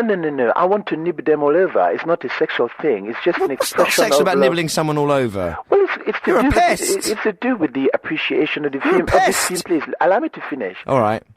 Shall I compare thee to a Oh, summer's day? Thou art more lovely and more... Thanks very much for your call. Okay, I've got a regular caller now on the phone. It's Humphrey Milner, and you want to talk about immigration. Is that right, Humphrey? That's correct. Yeah. This is a quick point. Quick point.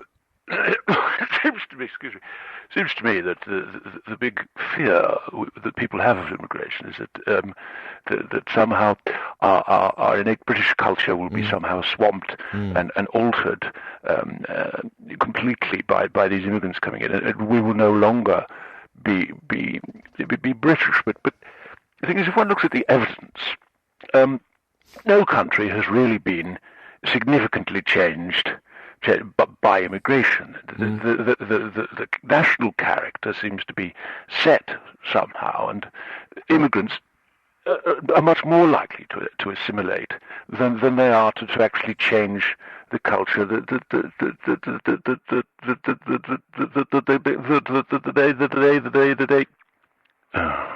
I'm sorry, I've lost interest in this.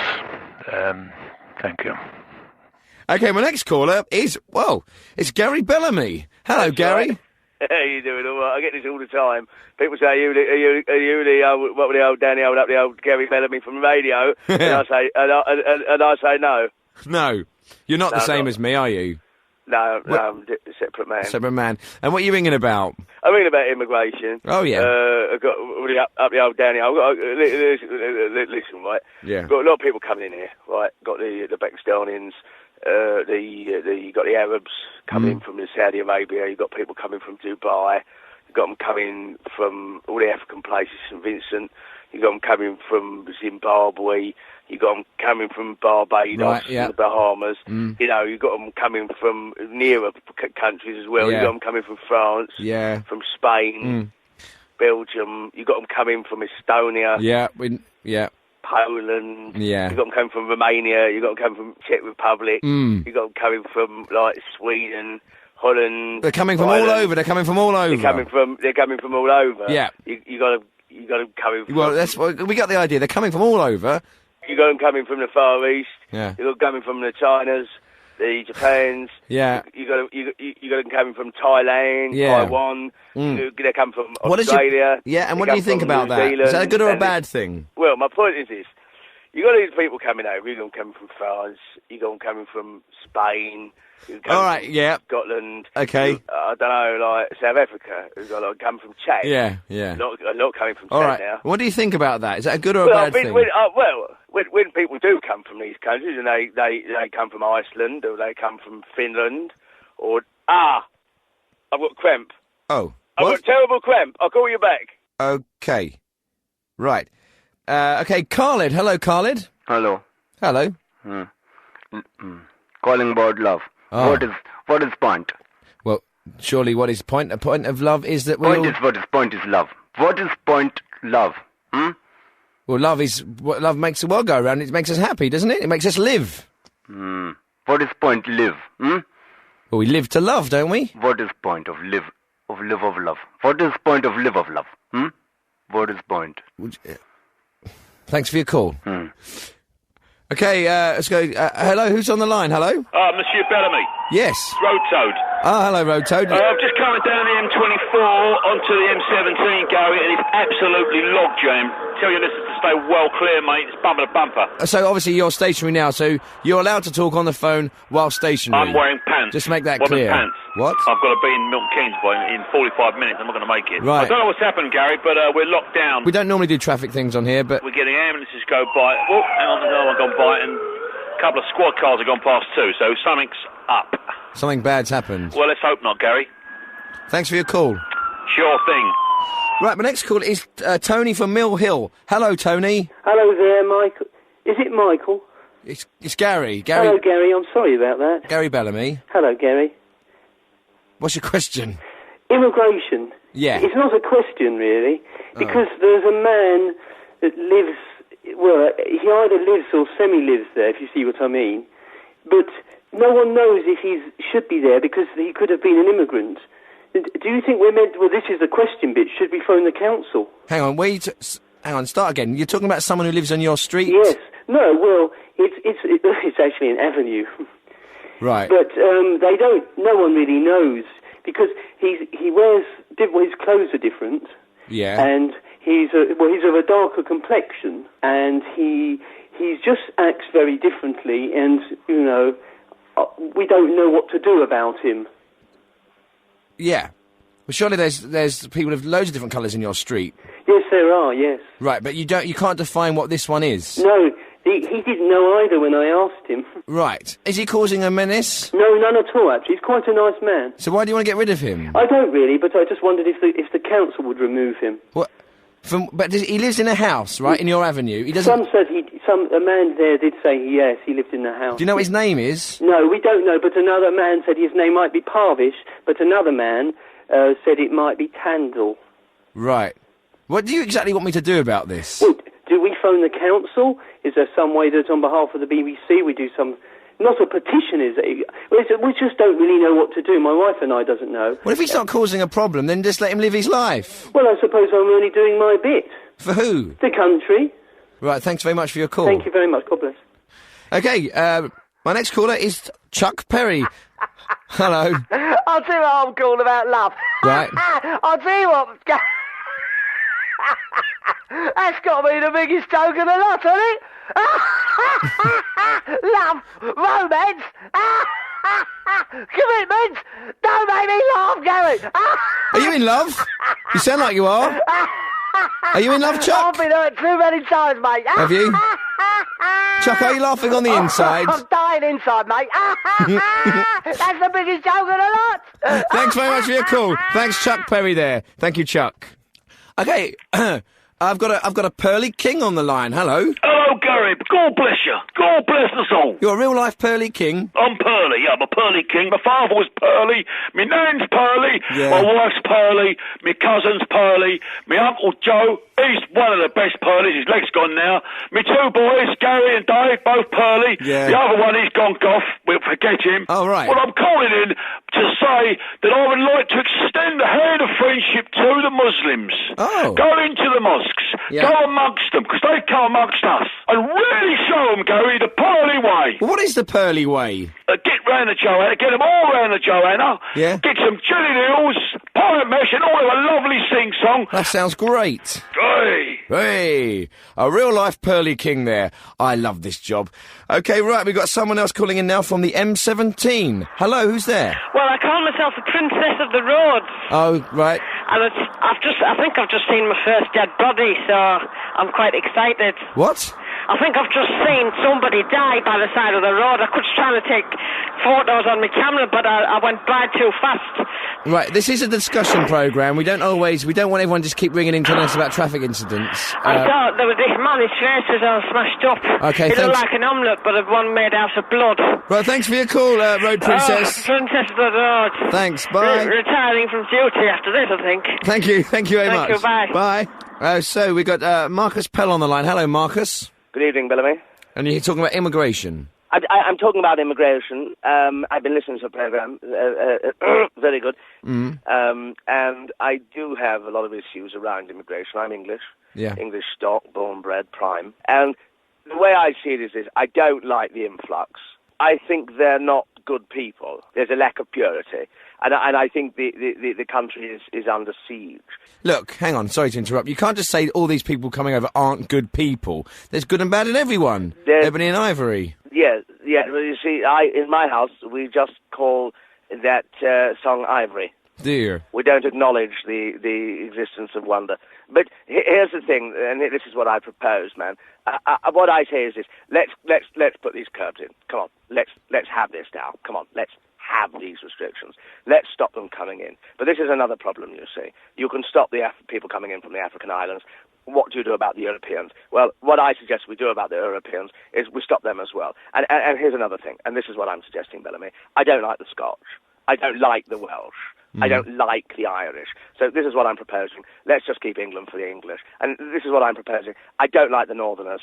I don't think they help. I don't think they add to our rich culture. So I'm suggesting a north-south divide, but I'm not going to stop there, Bellamy. What I'm suggesting is, I live in Cheveley in Berkshire. I don't want to let the people in from Hungerford. I don't like the people from Reading. Well, listen, so I think let's keep Cheveley as Cheveley, but I don't want the people from the neighbouring street patrolling our street. Who are they? Are they going to marry in? Are they going to infiltrate our blood? So you're basically saying keep the Pell House for the Pels. Is that it? That is, absolutely, and any member of my family who doesn't abide by it will be expelled, and that is, and excuse me, that is not a joke. So I really do think, yes, let's all remain within our own capsules. But what kind of life is that to live? It's English life. Thanks very much for your call. It's very interesting. Thank you very much. Hello, my next call is Martina from Poland. Hello, Martina. Yes, Gary. My boyfriend is working as builder. Yeah. And he works very hard. He works very good. If somebody said to me, he does my job, I say, you do the job. Englishman is lazy, they don't want to work. No, that's true. They don't want to work. You've got an absolute point there. I mean, if men in this country are saying that you're coming over and taking all their jobs, if you're doing your jobs better than we are, then fair play to you. I mean, that's absolutely fair enough. Although I wouldn't want him to take my job. He's build and he's electric and plumb. What, he does plumb? Yes, skill. He's skill. Oh, he sounds quite good. Many things. Right, well, I've got a few jobs that actually need doing. Yes. Actually, if you could, when we finish the call, if you could stay on the line. Yes. And someone from the office will take your number and they'll get back to you. Yes. Yeah, is that okay? Yes. Thanks very much for your call. Yes. Thanks, Martina. Yes. Bye. You see, yes. I embrace immigrants to this country, and it's not just because I need some cheap plumbing work done on my flat. And I must say, on a personal level, I have been saddened by the intolerant views on immigration expressed by some of our callers on tonight's Down the Line, and so it is with a heavy heart that I go to our last call of the evening. Hello, who's there? Sergeant Bob Church here, traffic police. I'm calling from the M17. Oh, right, there's been a terrible accident there, I hear. There's been a major traffic incident, sir. Yeah. And in fact, it appears that the gentleman who caused the aforementioned incident was on the phone at the time, and the last number dialed was you. Oh. Well, so, do you recall speaking to the deceased? Deceased? That's correct, sir, deceased. He's dead? That's right, sir. Deceased usually means dead, yes. You sure? Well, how can I put it? His head is approximately 3 metres away from his body at the moment, sir. That's usually an indication of death. Yeah, well, I did... Listen, sir, were you speaking to the deceased earlier? As far as, from my record of his mobile, it seems that you were the last person he talked to. Do you know? No, I was talking to him for a while. In fact, we were talking for about 3-4 minutes, actually. Well, that's very responsible, sir, and in fact, it's an offence to knowingly conduct a phone conversation with someone whilst they're driving. Are you aware of that? I wasn't talking to him for long. It's neither here nor there whether you were talking to him for very long. I hardly spoke to him at all. In fact, I was telling him to put the phone down and that it was an offence to... The fact is that by your actions, you have led indirectly to the cause of an accident, and as such, you could be charged on the road traffic listen, I told him to get off the phone. He was very brief on the phone. I told him to get off. Don't take that tone with me, sir. I'm not taking any tone. Don't take that tone with me. Give me your name, please. Gary Bellamy. Not like the fellow off the radio. Well, I'm him. Are you really? Yeah. Well, you Gary Bellamy off the radio? Yeah. The phone-in show? Yes. Oh, no, you're joking. No. Oh, crikey, is that Gary Bellamy from the radio show? Well, I love that show. I've been trying to get through for weeks, you know. I mean, I've got a lot of really strong opinions, as you can imagine, not least about the wearing of the burqa. Oh, what a shame. We've just run out of time. Why don't you give us a call next week? Well, yeah, I'd love that. That'd be great. Yeah. In fact, you could go and use the Listen Again facility on BBC Radio's website. You can listen to the whole Down the Line episode and hear that particular section, and I think you'll find that I will be exonerated and that I was actually trying to get the man off the phone, the deceased. So that all seems to have turned out nicely, and it is with a happy heart that I, the award-winning Gary Bellamy, wish you, the great British public, a good night. God bless.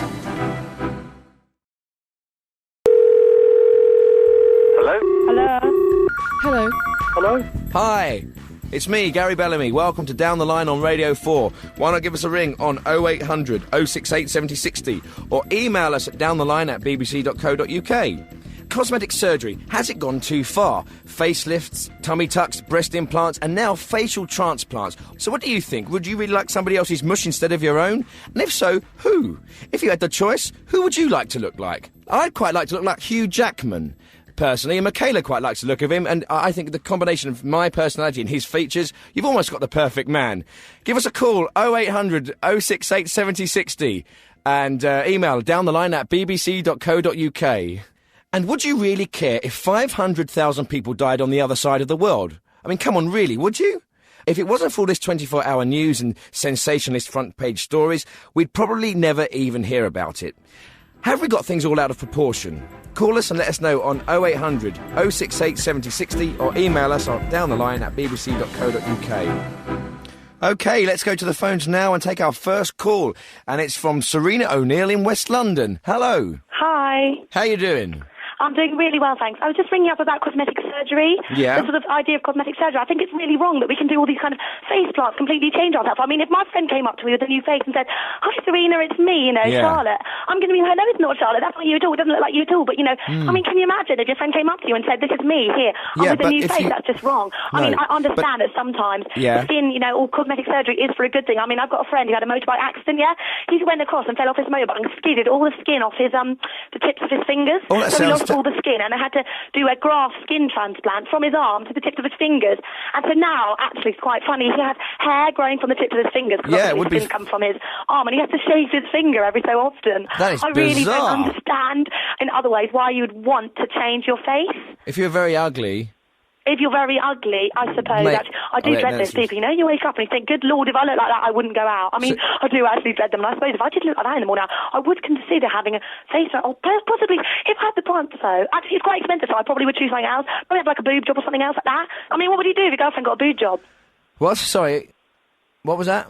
What would you do if your girlfriend got a boob job? Would you mind? Yeah, no, probably not. They're quite small. No, probably not. But would you prefer to get a face job or a boob job? I mean, I know she's got a moustache and everything. Does that bother you? Does that tickle when you kiss her? Does it? That'd be so funny. Oh, but no, because you've got one too. That'd be like a double one. How weird is that? Yeah. Is that not really weird? Fine. Thanks very much for your call. Bye. My God, that was like some kind of verbal tsunami. Actually, I'm not quite sure if I can still say that, to use tsunami in that way. Is it offensive or not? Matt, can you have a little fertile around on the tinternet, see if I can still use that word? OK, I've got Ian Bishop from Kings Lynn. Hello, Ian. Hello there, Ian. I want to talk about plastic surgery. Say, where's it going to end? Where is it going to end? Where's it going to end? Exactly. Where? How far is it going to go? Yeah. Say, how far is it going to go? Because, you say get a bloke who's born ugly. Yeah. He's going to have plastic surgery to make himself look better. Yes. His woman sees him, thinks, oh, he's handsome, going to marry him. He doesn't know his wife she was born ugly. She's had plastic surgery. She's got two people who are horrifically ugly. They go get married. They're going to have children. Think, the ugliness is going to be multiplied like fourfold. Yeah. They're going to get these extremely ugly children, so they're going to have more and more plastic surgery just to make them even look normal, let alone look good looking. There's the whole problem with it. It's going to be plastic surgery on top of plastic surgery, because all these ugly people breeding and mating and all that and stuff, and where's it all going to end? I'm going to say, where's it all going to end? I don't know. Where is it going to end? Where's the end of it? Here's the end of it. Right, I've got Alan on the line now who wants to talk about people dying on the other side of the world. Hello, Mr. Bellamy. What's your point, Al? I have to say that when there is something on television about disaster or whatever it might be, I do find it highly entertaining. The fact is you can watch this on the telly, you get yourself a sausage sandwich or something, a nice cup of tea. You come in and you've got like a disaster there unfolding in front of you all evening. I mean, it's much more interesting than watching some boring programme like Casualty or, it's not real. I know a lot of people might not think this is a very nice thing to say, but I do find it extremely entertaining. I don't like... I prefer natural disasters, I don't like a shooting or... No, that's not fun. Well, it's not fun. It's just you don't get to see a lot. You get to see a lot of policemen hiding behind a car or something like that. It's boring, isn't it? In a disaster, you get a lot. You get people covered in mud. You might get a woman wailing. You get a child screaming and a man crying or whatever like that. You might get a dog trying to ferret out a body or something like that. Well, I do appreciate your honesty, and I think you have... I hate to say this, you've got a slight point. My question is, though... What if one of your family was in some kind of natural disaster, a big wave or a hurricane? Well, yeah, but the thing is, my family are not, shall we say, travellers. They do not go to different parts of the world where that sort of event would take place. Though, to be perfectly honest with you, I wouldn't be terribly upset if a lot of my family was involved in a disaster, I'll tell you, because you want to spend Christmas with the bastards. But anyway, getting back to the point, what I like about, and I don't say this in a callous way, I'll say in a considered way. Okay. What I like about a disaster is, especially if it's something like in an Arab country or something like that, not because of Arab people, because of Arab people, they express their feelings. Yeah. And I find that highly entertaining, because you can sort of look at sort of a more European approach to this. People tend to be more sort of self-contained. Yeah, reserved. An Arab woman who throw herself on the floor, rolling about, and you think, oh my goodness, what's she going to do next? Like, you know, jumping up and screaming and carrying on. I'd like to say, don't you think it makes you feel better about yourself? Because you see that, you think, at least that's not happening to me. Well, of course. You think it's not happening to you, and also you think to yourself, well, at least I had the sense... Not to go. Well, not to live in such a stupid area. Right, brilliant. Well, thanks very much for your call. I've got a very interested caller now on down the line who has actually had a face transplant. Hello, what's your name? It's Lorna. Yep. And I had it done in your face because my autism was born with the abnormality. So hang on, you've had a face transplant? Yeah, yes. I was born with the abnormalities, and then they decided the doctor would give me a new face. You know, I said, this is different, but they gave me the face of a horse. They've given you the face of a horse? Sorry, is that right? It's me in the street. Is that what you're saying?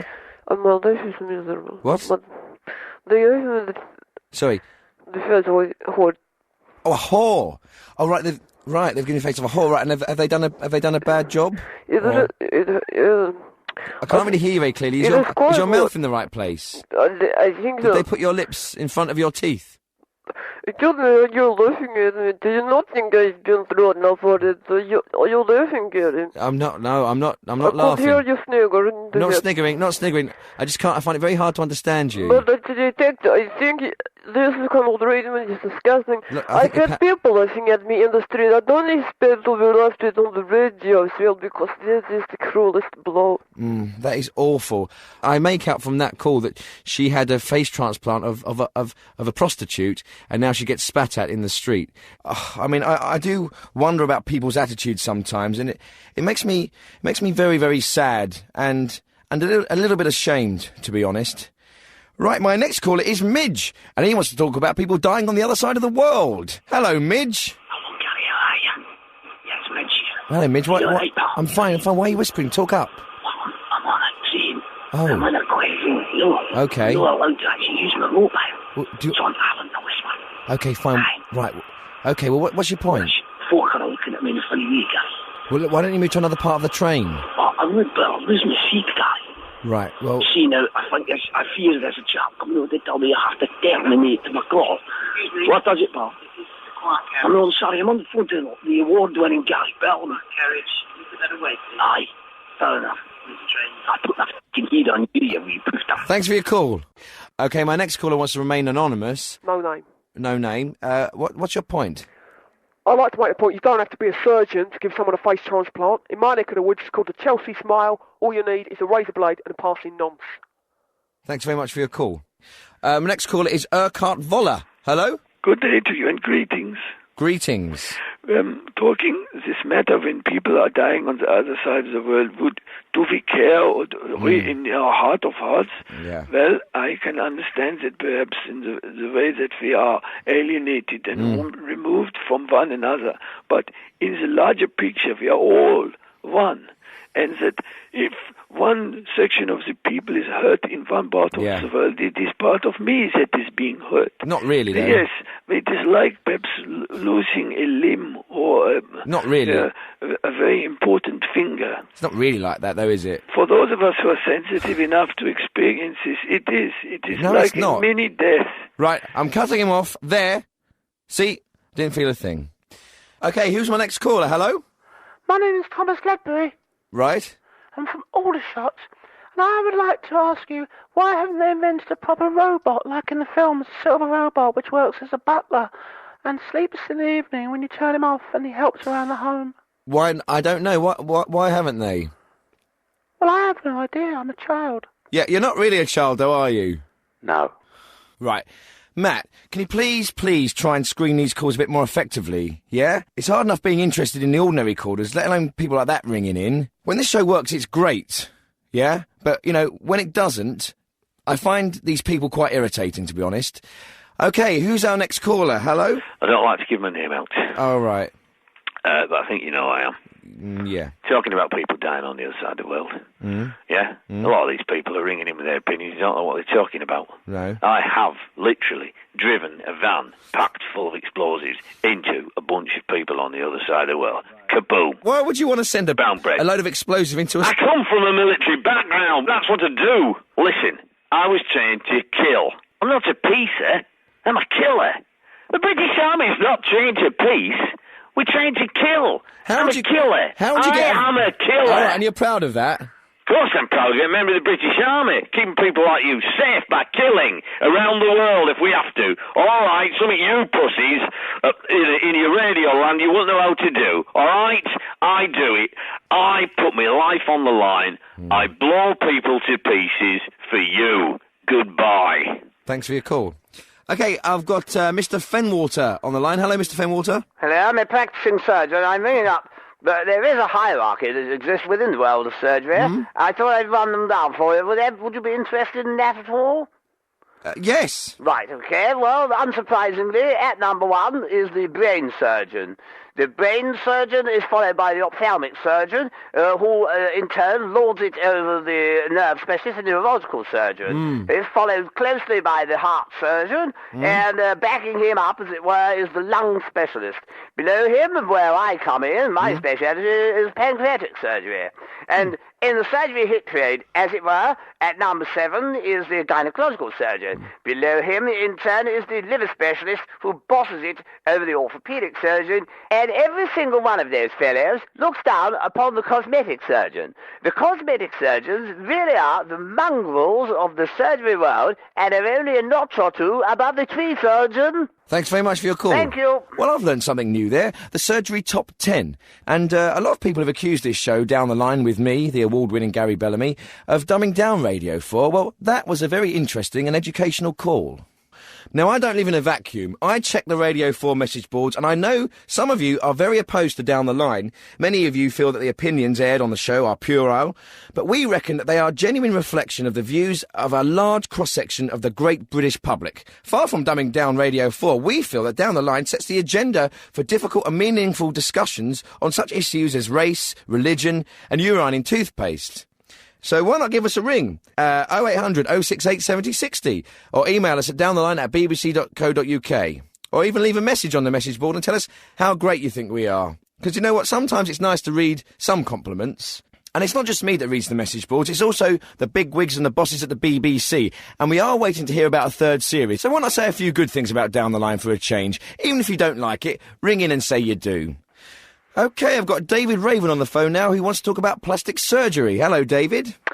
Hello, Gary. I'd just like to say I really don't know what all the fuss is about with cosmetic surgery. Why do people get so worked up about it? I mean, we wear makeup, we style our hair, we wear nice clothes, we go to the gym. We do as much as possible to make ourselves look nice and attractive, and we do. And what are we going to say? All right, we mustn't ever shave again, we mustn't...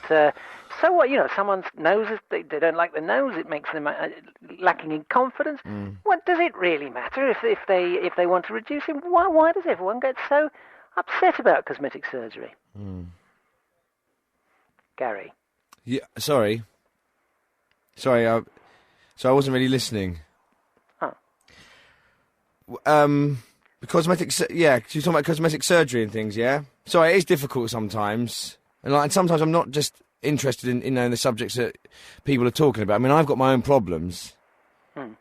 My back's a bit dodgy. Oh, how long have you had that? Not long, and I'm only 32. The thing about the back is that a lot of emotional problems can be expressed through the back. You can tense up, there'll be stress, and that comes out in the form of back pain. So it could be that you're going through some emotional problems at the moment? I am, yeah. What sort of things? Problems with a loved one? I know, kind of... Problems with problems with... We're talking about sex. That and generally... I mean, basically, I spend so much time talking about How long have you been together? I just talk about myself all the time. And this, and ever since that we won the Gold Award, I've kind of had my head in the clouds, really, and I've sort of neglected her. That can happen if one partner becomes more successful than the other one can feel left behind or dissatisfied in some way. I mean, does she have a high-powered job? What does she do? No, she doesn't do anything. She's quite lazy. Okay, well, maybe we'll better make that the end of this call. We'll go to the next caller, yeah? Okay, thank you very much for your help. Thank you very much. So who's our next caller, please? It's Who? It's Jim. Jim? Yeah. Okay. So, it's okay, David. I can do it from here. Oh. I'm calling up about... it's a bit difficult, actually. I haven't spoken to anyone about it. But I used to... Well, I'm half... I'm nearly a man, but not quite. Right, so you're having a sex change? Yeah, it sounds shocking when you put it like that, but yeah. So you were a woman first, and now you're turning into a man? I've still got... I've got the voice box of a man, but the box of a woman. Oh, have you? Yeah, but I'm going to get that sorted out. You're going to get that sorted? Yeah. Okay. And do you have a partner? What do you think? I'm looking, but my head's not right at the moment because I don't know. Your head's in a different place to your bottom half. Well, yeah. But this is obviously, you've chosen this path, yeah, have you? I want to do it really badly. So you want to be a man? Of course. And you want to love women or other men? I want to love women. Okay. Do you love women? Blondes. And was this a very costly operation?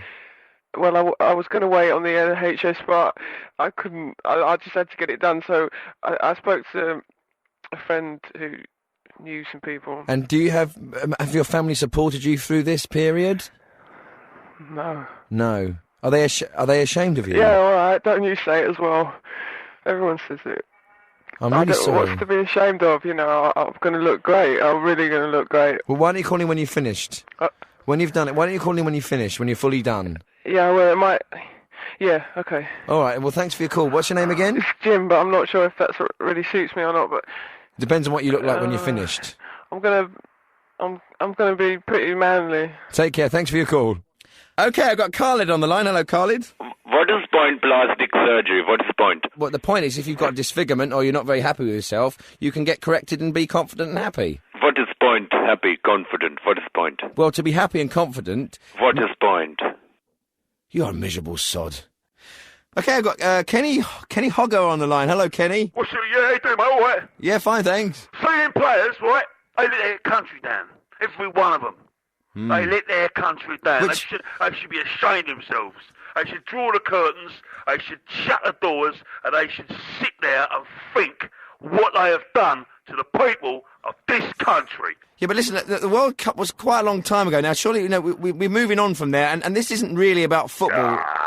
It birds in me. Look, Kenny, we are actually talking about cosmetic surgery. I ain't. Them players let their country down. All right. They let their country down, and God help them, because we'll rise up one day, I tell you. We'll jump all over that field. Yeah. You say yeah, mate, but I tell you, throwing coins, that won't be nothing. We got things planned. What do you mean you got things planned? I'll leave it at that. Thanks for your call. Yeah, they let their country down. They let our next call is Mr. Walsingham. Hello, Mr. Walsingham. I'd like to take exception to an earlier call you took from Gordon Fenwater. I know him well, a pancreatic specialist, claiming that the plastic surgeon is at the bottom of the list. I myself am a plastic surgeon, and as a plastic surgeon I can say that we absolutely look down on pancreatic surgeons. Pancreatic surgeons, as far as we're concerned, are merely one step above the rectal surgeons. And similarly, I think he demonstrated quite clearly that he was talking out of his proverbial. Thank you very much for your call. Thank you. Okay, hello. Hello, Gary. I'm a Christian, very devout Christian. Right. And I can actually feel when somebody's in pain on the other side of the world. I can feel it everywhere. Can you really? I can actually feel about 20% of the actual pain. I'm like a sponge of pain. So what happens? What does it feel like when 10,000 people die in an earthquake? How does that make you feel? It's like a very bad migraine. And I think you might. If there's a volcano, I find myself coming out in a cold sore. If there's a flood, I've got tonsillitis or bad sinuses sometimes. And you can feel all these feelings. Ow! oh, something happened then. I think, oh, I can feel it in my shoulder. Oh. I think someone's had their arm bitten off by a tiger or a lion or something in, I don't know, Borneo. My next caller is Early D. Hey, Bellamy, I've got a big yacht, man. I tell you, man, you're dangerous, innit? You know that, innit? Yeah. You know that, man. You are dangerous, man. You're safe, man. You know that, innit? Dangerous and safe. You're dangerous, man. You're safe. Do they both mean the same thing? No, man. What it means is that you're the man, innit? Oh, yeah. You're large. You got to large up yourself, man. Large up yourself all the while, innit? Big it up. Large up yourself, Dread. Listen, to me, right? If a man is over on another side of the world and all heap of people get killed over there, man, I don't care nothing, Dread, right? It's survival of the fittest, innit? Don't bother me with that. Don't stress me with that, right? Come out on my road, man. I don't need that. I've got to live my own life. I've got to struggle my own struggles, right? That's nothing to do with me. You know, there's a man, what him call again? You know that man who writes Survival of the Fittest? Innit? Darwin, Charles Darwin. Darwin's, yeah. He had the answer, man. You don't bother with no other people things, Right, right? but he was largely talking about tortoises. No, man, he was talking about everything was born on the earth, isn't it? For instance, I give you this, right? Yeah. Say if a lion, right, or come outside my yard, right? Say if I'm in my yard and I got a little bit of roast duck or roast pig or whatever in there. I got all my mans in there, right? I got all my mans and all my people, and we're bigging up ourselves because our pocket is nice, man, and we're just chilling. You understand, right? And then a lion come outside and say, "Oh boy, what go on? Early day have a nice roast suckling in there and everything." And the lion tried to come jump over the fence and eat up my suckling pig. Me have to dash the lion out, Dread. Me have to kill it, make it come out. Because that lion never put it on in its pocket to nice up my pocket to say it could put some money on my table to make me buy my suckling pig, innit? What are you talking about? What do you mean what I'm talking about? Well, two things. Where do you live where a lion jumps over the fence and eats your duck or pig? You live in Kilburn. He says here, Early D in Kilburn. How many lions... No, hold on. I'm telling you, right, because you're talking deep, and I respect you for that, Dread, right? Thanks. What I'm saying is, I'm giving you, for instance, like it's a parable. It's a parable, Here's Dread, the parable like, that you're having. Look after number one. Pull the ladder up, Jack, and leave the rest to walk. Thanks very much for your call, Early D. It's been great. Nice. Hello, I've got Chuck Perry on the phone now. He wants to talk about if he would really care if a million people died on the other side of the world. Hello, Chuck. Hello, Chuck. How would you feel if a million people died on the other side of the world? Thanks for your call, Chuck. Okay, I've got John from London. Hello, John. Hi. Yes, I wanted to discuss the cosmetic surgery issue. Yeah, cosmetic surgery, yeah. Because I have seriously been considering cosmetic surgery. Oh, that's unusual for a man. Yeah, I mean, my looks have blighted me my entire life. Right, so you must be... You're pretty ugly. I'm extremely handsome. Right. And it just gets in the way of everything. No one will take me seriously because they just stare at me because of the extreme physical beauty that I've been afflicted with. So hang on, you want to have plastic surgery to make yourself ugly? Not ugly, just slightly less fantastic looking than I am at the moment. Well, how good looking are you? Well, you know, women just throw themselves at me and swoon, and the homosexual men that you see out and about in London, I've got nothing against them. No. They also take an extreme fancy to me at all times. So are you doing this mainly to get to sort of stop attracting homosexuals or to stop attracting women? What's causing the biggest problem? I would just like to stop attracting everyone generally so that I can be taken seriously. Right, what exactly do you do for a living? I'm a policeman. And do you think that your looks have helped you in the police force? No, absolutely not. People just will not take me seriously, and if you're attempting to bring some gravitas to a situation when you see that people are entranced by your handsomeness and your charisma, they you know... Why don't you think about being, say, an actor or some kind of model if you're that good looking? Well, I've always felt that my talents and my interests lie in serving the wider community. That's very nice. And locking up, you know, criminal filth.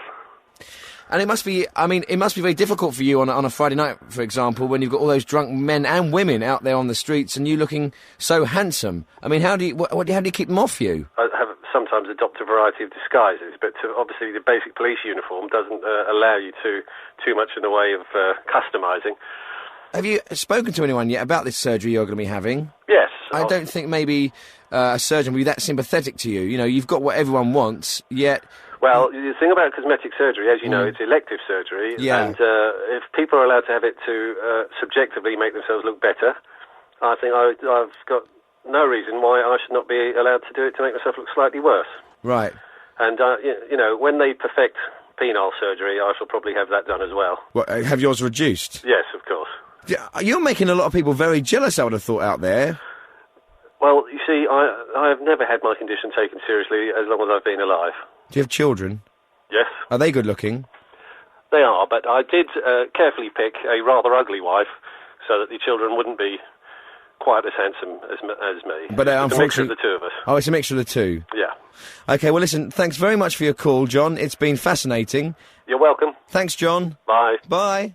OK, we've still got time for a couple more calls. Who's there? Hello. Yes, my name's Marcus, and I'm ringing about, would we miss people if there was a world calamity or something? And I would say Cheryl Baker, Ian Storey-Moore, in fact, the whole Nottingham Forest team from 1971, Tony Orlando from Dawn, right? The Henry chap who defeated Cassius Clay. Henry Cooper.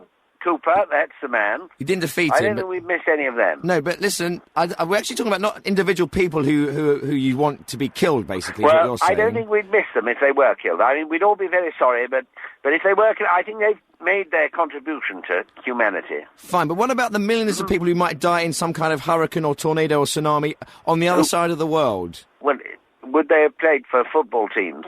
They might have done in their own countries. In the first division. What are your problems with these people? Why do you want them dead? No, I don't. I think they made a marvellous contribution, but it's over. And we're very grateful to them, but that's it. And we're very, very grateful for you, and that's it for you. Thank you very much for your call. Yes, thank you. Bye. Hello, I've got another call now about cosmetic surgery. Hello, who's there? Jay Stratford Gurney. Hello. Yes, well, I'm the second best rectal surgeon in Europe, after some chap in Belgium, and I take huge exception to the comments made by Mr. Gordon Fenwater and Mr. Alexander Walsingham. Rectal surgery is an art. We're at the very top of the surgery tree, and I will not hear another word about it. This matter is now closed. Goodbye. And this edition of Down the Line is now closed. I was a little bit low in the middle there, but your calls lifted me right back up where I belong. You are the wind beneath my wings. Good night. Hello? Hello? Hello. Hello? Hello, and welcome once again to Down the Line with me, Gary Bellamy. The environment, is it a good thing or is it a bad thing? Maybe you don't think we need it at all. Global warming, I mean, what's that all about? We might actually get some nice summers for a change, but paradoxically, global warming might mean that it actually gets colder in Britain. I mean, do you understand what that's all about? You know, I mean, I'm not a scientist, I don't, but why don't you give us a call on 0800 068 7060 or email us on downtheline@bbc.co.uk. It's a pretty important topic, the environment, and we could probably take up a whole show with it, but you can call in about anything you like. But can I just say that one thing we will not be talking about is Islam. Now, don't get me wrong, I've got nothing against Islam and the Muslim community, but I'm sick and tired of turning on my radio every morning and hearing yet another discussion about Islam and Muslims. It's just tiresome, and I'm sure the Muslim community agree with me. I'm sure they're sick to death of hearing this kind of thing. I tell you what do you think? Are you sick and tired of hearing so many discussions about Islam? Why not give us a ring? 0800 068 7060. I'd love to hear what you think about that. OK, and our first call is David Healy, who's calling from Ennington. Is that right? That's right, yes. Yeah, you're calling about global warming. That's exactly right. I mean, it's a lot of old nonsense, isn't it? It's a cyclical blip. It's a cyclical blip. Is it really? Well, you know, these weather forecasters, the Met Office, they can't even tell us accurately what the weather's going to be doing this afternoon. So what on earth are they doing trying to tell us what it's going to be doing in 50 or 60 years' time? They absolutely don't know. I'm fed up of hearing about this global warming. It's a conspiracy. Why is it conspiracy? It's Tony Blair's Labour government once again trying to tell us what we can and can't do. Well, hang on a minute, but even in a... It says, you know, don't drive your cars, don't throw your nappies away. If I want to throw my nappies away to some landfill, I blooming well can. We've got to all ride bicycles everywhere. Well, that'd be a good thing. I'm not going to be riding a bicycle anywhere, thank you very much. So you use your hose pipe in summer, do you, when it's a drought on? Show me where the drought is. It hasn't stopped raining all bloody year. Yes, it has. We have vast reserves of water in this country. They're just not in the southeast. we're not in a drought. If you look at the nation as a whole, we're extremely wet. OK, thank you for your call. My next caller is Julian Somerville. Hello, Julian. Hello there. Hi, what are you ringing for? Well, I'd like to call in about, you're talking about the environment, I believe. That's right. It's a funny story, but when I was up at Oxford... Right. Why do you say up at Oxford? Why does everyone say up... What if well, you... it's a terminology for when you go to university, it doesn't really matter. Yes, but already you're putting yourself above everybody else. What if you were living in Newcastle, you'd be coming down to Oxford? Right, when I was up at Oxford... What, you've done it again? Why can't you just say, when I was at Oxford? When I was at Oxford... No, I'm not going to do that. When I was up at Oxford... When I was at Oxford. When I was at university... Right, that's better. I used to see this girl, and I would go back to her flat on the Saturday night. She was a queer girl, quite dreary, no governor. And I always remember, in the morning, as I was making a cup of tea, she had a poster on the wall, and it said, "Only when man has killed every animal, I must get this right, shot every bird, swallowed every fish, drunk every river, will he really know he cannot eat money." And it's turned out to be true. I've read that poster. How have you seen it? Well, it's only if every man has killed every animal, drunk every fish, swallowed every river... that can't be correct. And he can... I haven't finished. And he's eaten all... He can't eat money, can he? Thanks very much for your call. Very interesting point. OK, my next caller is Early D. Hello, Early, you're down the line. No, man, I've got to tell you, man. I've got to tell you, you are dangerous, brother. You're dangerous, you know what I mean? You are dangerous. Thanks very much. You know, word on the street about you, man. You are dangerous, you know? Really? You're totally... You're dangerous, brother. They're talking about me on the streets. Yeah, man, they're talking about you, man. Who's talking about me? What are you talking about, man? Who's talking about me saying I'm dangerous on the streets? You dread, man, you dread. I've heard all of this like, chat about global warming, innit? Yeah. Global warming, right? yeah. And like the thing is what is being said out there, right? And like the hurts, right? The hurt is heating up, right? The hurt is heating up, right? The people are getting more angry. No, the hurt is heating up, right? The hurt? Yeah. And, people are... No, listen, Dread, right? I love it roasting, innit? You love it roasting, innit? You know what I mean? In the summer, I just love it roasting, you know? Do you mean the earth is heating up? The hurt is heating up, innit, right? But I'm saying I love it roasting. Don't you love it roasting, innit? Yeah, it's nice, but it can be... It's not good for the rest of the planet, is it? I mean, if I like it roasting, but, you know, the fact that we like it roasting means that the ice caps are melting and people are going to flood. And London won't be here anymore. Don't bother about that, man. You see, look, you can't use your car, right? You can't use your car. You can't use bus, right? That means to say they want you to stay in one place, you know? Listen, Dread... I live in Arsden. I have to roll, innit? I have to come out. I can't be stuck in there out in place all the time, man. No, but they're saying... control, Dread, right? So you think it's a conspiracy? You think the world isn't really heating up and people are just doing it to kind of keep people off the roads? Dread. Why do you... I don't understand. Why do you call me Dread? It's just a term of endearment, innit? Use my dog, innit? Use my dog. You know that, innit? Use my dog from time. What would you do? What would you do to stop this planet from boiling up? Man, I don't mind what no planet is boiling up. I tell you, man, I love it roasting, innit? You know what I mean? You see gal on the street there and they fling out them things and you just want to stush, innit? You want to do... You look upon it and you say, boy, I love the bumper, innit? You know what I mean? Me want to take ride upon that. Yeah. Thanks very much for your call. My next caller is Paulie. Hello, Paulie. Hello. Where are you from? Dorset. Hello. Of course, they don't have nappies in China. No, they don't have nappies. The children just wear sort of crotchless clothes. What? The children wear sort of open clothes and they do their business in the gutter or what have you. And then a bit later they learn to hold a cup under them. And then, so that's no nappies. It's absolutely brilliant. Why is I think we should take a leaf out of their books. No nappies in China. And of course, they don't have the menopause either. Thanks very much for your call. Okay. Bye-bye. Bye. Okay, Graham Downs. Hello, Graham. Hello, Gary. You're down the line. I'm fine. You're down the line. I'm thinking about the environment, mainly, Oh, Gary. okay, nice. With the environment, you know, way after looking at it, thinking about it, we've saved a lot of the planet's precious resources by using email, haven't we, instead of paper. You know? If you think about it, all the things that now people use in email, they used to be maybe writing it on paper, and that's using the precious resources, isn't it? But what we've done, instead of making, progress with it, we've just used it producing tons of useless magazines, haven't we? You know? Yeah. well, here's a question, human beings. What did you do? Well, I'll tell you what we did. We cut down almost all the trees on our planet that are essential to the delicate balance of our atmosphere.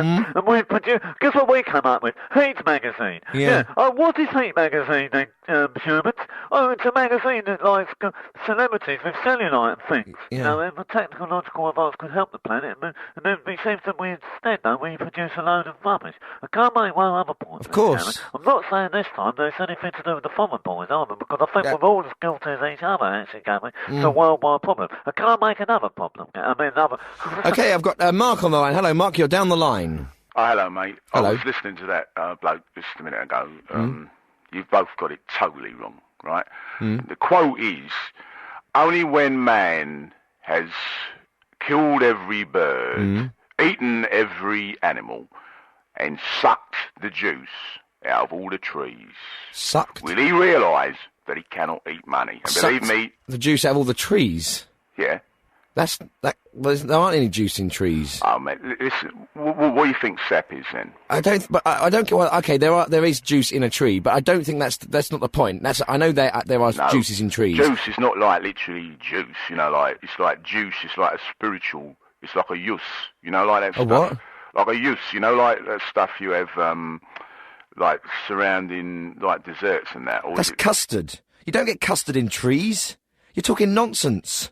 Okay, my next caller on down the line is this right, Mister? Just call me Mister, that's all you need to know. Okay. Yeah, I want to talk about global warming and the environment. Okay. Well, my wife and I, we've been monitoring global warming for some time, and we have correlated the information. Information gathered from departmental research, information gathered from independent research. We have friends in high places, we have friends in low places. And they've been telling us which way the wind blows. And I'll tell you, boy, it's all going to blow this great big candle out. Now, we have relocated to a secret location in Spain. Hang on. That's not a secret, you just told everyone. Oh, you won't find me, boy. You got more chance of dancing on custard. What? We are moving to a place where we believe we can have a better standard of living. Well, I haven't got to pay £150 just to park my car. Right, so basically, all this stuff about the environment is just, you just want to save money. People like you are quite irritating because you blame everything else. You blame... listen... You know, you're blaming the environment when really you don't want to pay parking fines. We may You're just go nomadic places, we may go to cave, we may grow beards, we may... Face up to facts and get yourself a job. Thanks for your call. Okay, I've got Dave from Crawley. Hello, Hi. Dave. Yeah, I just wanted to make a point about the environment. I believe that they say that the climate's changing, things are warming up, and, what was wrong with the climate the way it was? Why do they keep mucking about with everything? Well, you got a good point. Thanks for your call. My next call is Snooks Dupree, is that right? That's right, yes. And you're calling from New Orleans? No, sir, I'm from New Orleans. I'm a musician. I'm in town for the London Jazz and Blues Festival, and I was listening to your show, Between Sex. Between Sex? No, Between Sets. I'm doing a couple of sets tonight. I call in and say that we ain't got nothing at all back in New Orleans on account of that Hurricane Katrina come through there now. That's what I want to call in today about. Some people say Katrina, she was an act of God. And some people say it was force of nature. Global warming, whatever. But I tell you, there's no such thing. No such thing? Hurricane Katrina was an act of George W. Bush. Pure and simple. He knew all about it. He caused the damn thing. He knew the levees was going to bust. Hang on. He drowned that city. He wanted to wash the brothers right out of there, man. Listen, I'm not a big in favour of George Bush. I'm not his number one fan. But I don't think you can go... He's a lame duck. Yeah. He's a lame duck. Right, he might be a lame duck, but how can he could not create a hurricane? I've seen it on the internet. It's all in there. You know all about it, man. There was these planes they seen flying above there just before the storm hit. Now they're saying these was military weather planes having a study in the storm and that, but apparently they was seeding it. They was seeding the storm. Yeah, but you can't believe everything you read on the internet. Look, That's all true. He wanted to wash the brothers right out of there, man. It's all true. Right, well, It's thanks. all true. Okay, thanks for that. You get back to your set and your jazzing. Thank you very much, Mr. All right, Elvis, bye. Good night. Okay, my next caller is Tulsa Kesgrove from... Kesgrove, I told you last time, From man. Tottenham. All right. Hello. I'm going to help with the environment, yeah? Yeah? I got a sunbed. I know, is that like a solar panel? If I put it on the roof, will it work? Not really. Why You got any not? other ideas for saving the environment?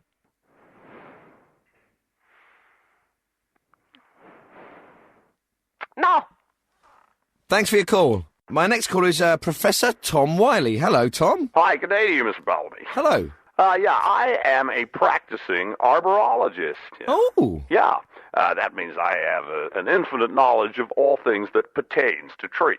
Oh. And I can assure you that I start every day with a tumbler full of a freshly squeezed tree juice before embarking on a 14-mile hike. So tree juice does that in fact exist? It most certainly does, Mr. Bellamy, rather like you. And how does it taste? Absolutely revolting. Thanks very much for your call. Thank you very much. Always a pleasure to talk to you guys over there in England. My next caller is Christopher Nibbs. Hello, Christopher. Yeah, Chris Nibbs. Hello, Chris. Yeah, I'm ringing in about the poster about the environment, which Nibbsy here knows was actually attributed to the Indian chief Tecumseh. Right. And Chris Nibbs used to have the poster on his wall at Aberystwyth Uni. Did he? Yep, so I can put your man right on the actual quotation. Oh, good. And it goes as such. Fire away. Okay, Nibbsy, off you go. Only when mankind has burned all the trees and cooked all the animals and dried up all the rivers and drowned all the fish, well, not drowned so much as suffocated, because obviously the rivers have... Actually, I think Nibbsy may have got that bit arse about tit. Right, try again. Whack, whack, oops. Okay, Chris Nibbs needs to do his homework. I'll call back, Gary. Yeah, thanks to the Nibster there for getting that one wrong. If you do know the actual quote, please let us know and put an end to this nonsense. My next caller is Helen from St. Helens. Hello, Helen. Hi, Gary. It's funny, isn't it? What? It's good, funny, Helen from St. Helens. Oh, yeah. I know you're People must have said that to you before. Yeah. I know you're chatting How many about... times have people said that to you? Quite a lot. Sorry, what's your call about? Yeah. I know you're chatting today about the environment on the show, Gary. And I just wanted to talk about bags. I knew someone once, Mr. Jack Cardiff from Cardiff. How it takes 500 years for a plastic bag to break down. And someone called Henry St. Edmunds from Bury St. Edmunds. And I think about all the bags that we don't need, that we're using. Yeah. I might even change my name from Gary Bellamy to Gary St. Edmunds and go live in Bury St. Edmunds. A nylon shopper, like a granny shopper. I've got a shopper. Yeah. What is a shopper, buddy? It's a bag that you don't throw away. Well, thanks very much for your call. I wonder if there's any tramps living in St. James's Park called James. Why don't you give us a ring? 0800 068 7060. Okay. Hello, you're down the line. Who's there? Hello, Gary. It's Steve Goodall. Hello, Steve. Hello, Gary. Yes, actually calling because I'm a talk show host myself for a local radio station in Coventry.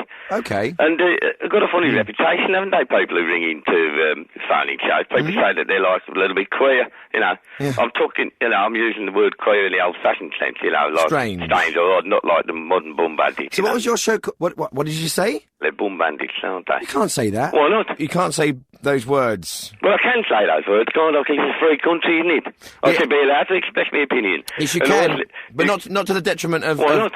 It's not a bad word, bum, is it? Bandits, none of those words are prescribed. No, but you put them together and you create a whole new image. You put them together and you get the truth, Gary. You don't get the truth. Bum bandits, that's what they are. I've got no time for the Muslims, right? But they wouldn't have it. They wouldn't have it. What kind of talk show are you running? I'll tell you what I run. I run an honest talk show where people are allowed to express their opinions and not just, you know, one that's kowtows to political correctness.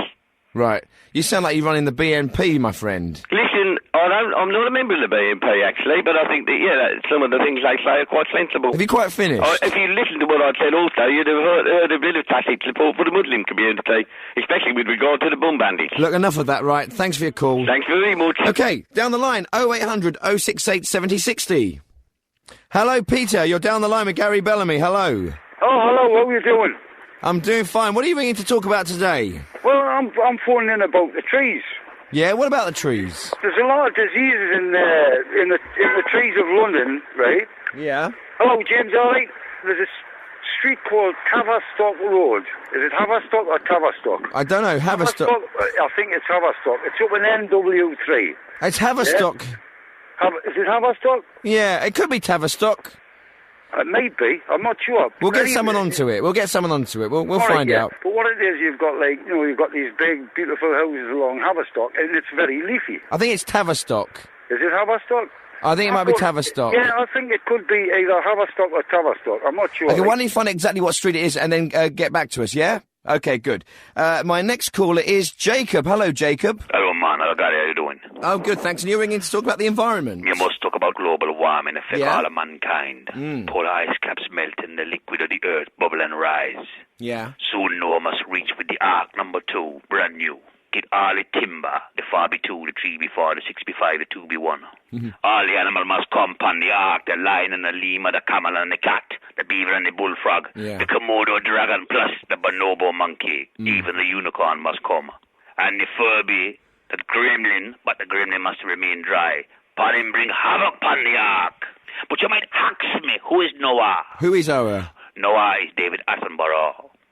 Him spread the gospel upon the TV. Lock the wasp in the cabin. All the wasp in the cabin. Zzz. Cat ahoy! The cat overboard. The cat can't swim. For no gal come save the cat him drown. What, so you really think we need an ark? Another ark? We must have an ark.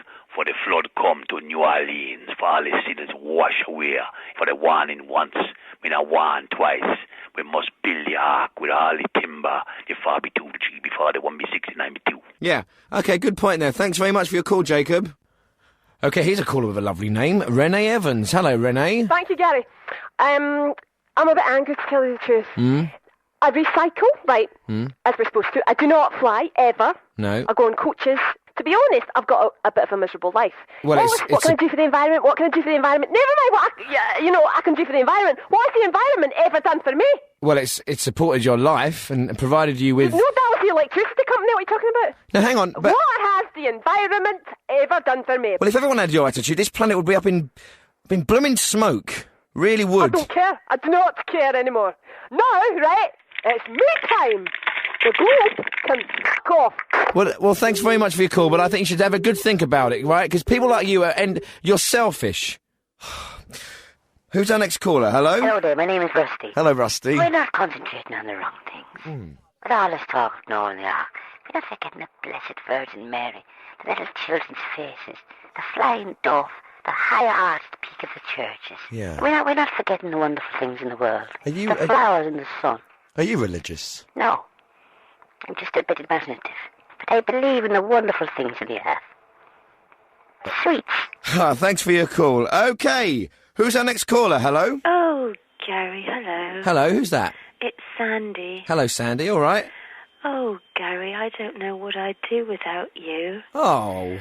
Really, you're just what gets me through the day, really. Oh, that's nice. You really are. Good. I listen and I Yeah. feel okay, feel better. Couldn't live without you. Oh, well, that's really kind of you to say so. So, what's your point? I really couldn't live without you. Right. I really wouldn't see the point of tomorrow. Oh, come on now. I wouldn't. You okay? If it wasn't for you, I would. Stop.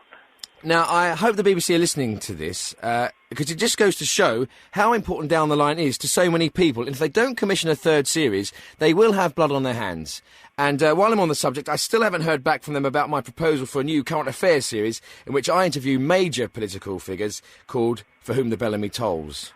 But thanks for your call, and I hope you're still there, and you're very important to us, and to me particularly, and my future. Hello? Hello? Hello. Right, next call. Okay, who's there? Hello. I'm sorry. I've just felt compelled to ring in because I've listened to this programme with a growing sense of frustration. I've listened to one self-serving self-publicist after another spouting their absolutely witless drivel. Sorry about that. And, well, I just really think it's not the kind of thing we want to hear on Radio 4. I mean, hurricane season in the Gulf of Mexico, New Orleans built below sea level, and if you then allow a lesbian comedian to host an award show, it just stands to reason that the city's going to get flooded. Pardon? I think you heard me. What lesbian comedian are you talking Ellen about? DeGeneres. Right. Well, she hosted an award show down there in the Louisiana Superdome, and next thing you know, the city's flooded. And you think there's a connection? There's blatantly a connection. Well, what? Well, you've got to be blind not to see it. Well, call me blind, because I can't. City below sea level, hurricane season, lesbian comedian in the New Orleans Superdome. I do get... Everyone ends up wet. I understand... Can you not join the dots? I understand the below the sea level issue, and I understand hurricane season, but I don't understand the Ellen DeGeneres connection. I'm sorry, you'll have to join the dots for me. Could you just stop talking for a minute and listen? Yes. I'll start again. Hurricane season, check. Check. City below sea level, check. Check. Award ceremony, Louisiana Superdome. Check, yeah. Check that bit. Check. Ellen DeGeneres, self-proclaimed lesbian comedian. Check, yes. Wet City. Check, but... Well, thank you. Well, I'm just checking you've said that in order, and that's all checked.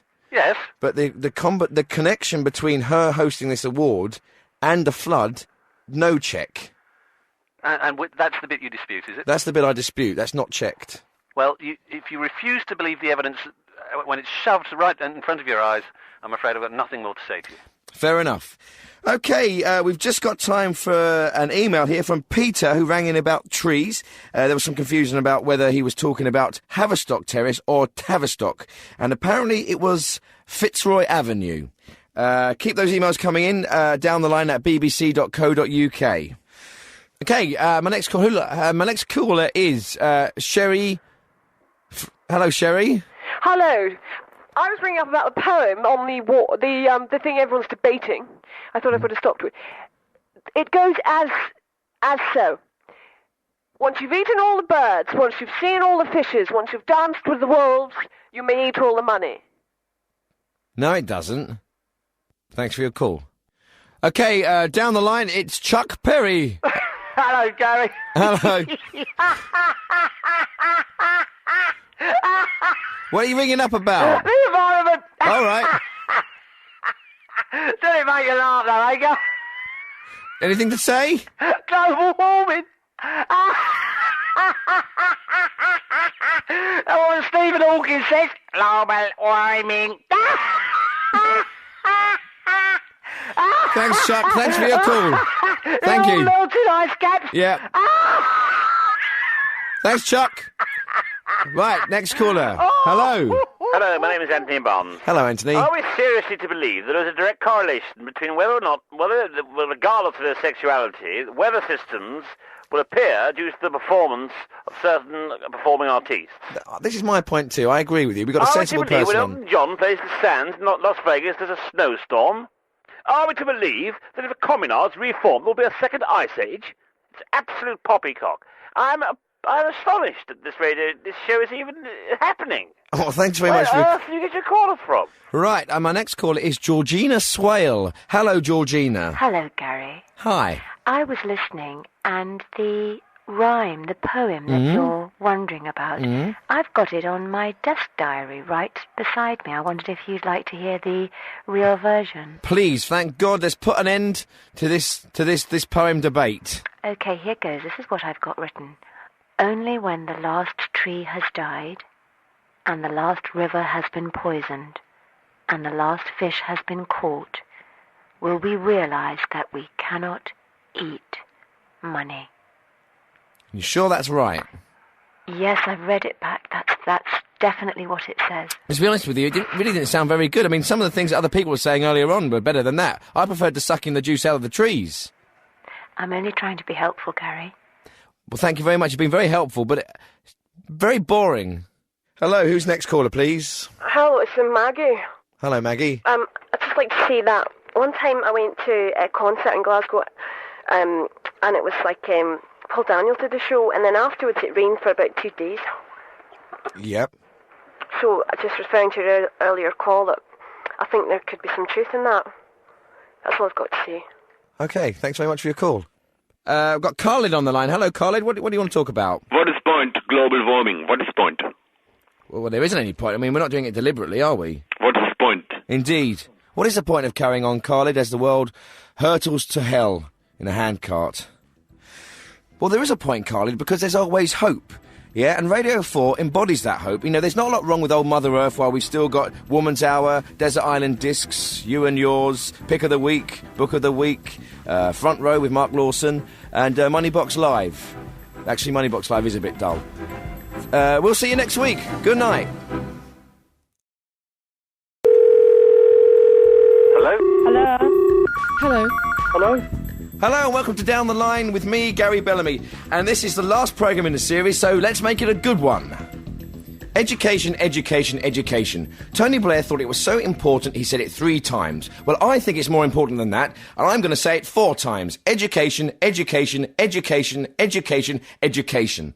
Now, if you're a parent, maybe you think your children's education is so important you send them to a private school, or maybe you don't think it's important at all and send them just to a normal comprehensive. Well, why don't you call in and let us know what you do on 0800 068 7060 or email us on downtheline@bbc.co.uk. Now, I might sound a bit different tonight because we're in a different studio. The BBC are refitting my usual studio. It's going to be a little bit like Star Trek in there. In the meantime, I'm in a pre-war studio in Maida Vale. It's like a museum of broadcasting in here, right? I think it runs on steam. So bear with us if there's a few technical hiccups. I'm not sure where all the knobs and buttons are. And spookily, there's no window in the control room, so I can't see my producer, Matt, or the girls. So call me before I get too lonely, OK? Email at downtheline@bbc.co.uk or ring me on 0800 068 7060. I tell you, the history this old studio must have seen. All the broadcasting greats have been in here and used this place over the years. I expect it's haunted by the ghost of Dave Lee Travis, the hairy cornflake. Actually, I don't believe in ghosts, but maybe you do. It's always a good topic of conversation. Why don't you give us a ring and talk about it? 0800 068 7060 or email at downtheline@bbc.co.uk. I promise not to laugh. OK, Humphrey Milner, you're down the line. Hello. Hello there, Gary. Lovely to speak to you again. And lovely to speak to you again, too. How are you? I'm very well indeed. That's one of the things I'm calling in about, actually. I'd like to make the point that... education is not just for the young. No. One can keep learning things throughout one's life, and it's vitally important that we do. All right. I do have a lot of acquaintances of my own age who are not as sharp as they were. A lot of them have problems with memory loss and this sort of thing. But I myself keep my brain as active as I can. I try and think young. That's my motto. Think young, Gary. I do, Sudoku, I do crosswords. Fish oils. I read a lot of mental exercises. So that's all I just like to say is think young and keep your mind alert. Thank you very much. Thank you. Humphrey Milner. Because your brain is like a muscle, and we think about muscles. We do weightlifting, or we have exercise for our heart. We forget about our brain, that our brain can't just fester in our skulls, and that we need to exercise it by learning and feeding our brain with knowledge. Got Teddy Tuck on the line. Hello, Teddy. Hello, Gary. You're ringing about education. That's right, Gary. Well, I'm perfectly placed to discuss this very subject. Yeah, I mean, the thing is, what was odd about my family, my brother got sent to public school because he was a bright one, and I went to the local comprehensive. Talk about inferiority complex. They had the biggest gym in Europe. In his tuck shop, and this is no word of a lie, you could order any sweet in the world. Right. And at his school, they have this thing called old boys, yeah? Yeah. Rudyard Kipling, Isambard, Kingdom Brunel, I don't know, Sergio Leone, whatever. And they come back to the school, and they talk to the kids and say, here's what I've done. I've had a go. Yeah. My school, who's going to come back there? Kenny Noy and do the raffle? Have a word. I mean... The thing is, the one good thing about my school was being a comprehensive, it was mixed. You didn't get any of that gay stuff that you get a lot of the public schools. Luckily, at my school, we had slags. Thanks very much for your call. Hello, next call is Dave from Crawley. Hello, Dave. Hi. I just wanted to talk about the education system. Yeah? Well, when I was a kid, we had A-levels and O-levels. And these days they've got GCSE, they've got Star S levels. Yeah. And now they're even talking about bringing in something called a baccalaureate, whatever that is when it's at home. I mean, why do they have to keep mucking about with this stuff? Just leave it alone. Thanks for your call. Okay. Next call is talking about ghosts. Ooh. It's Maria Novella. Maria Novella.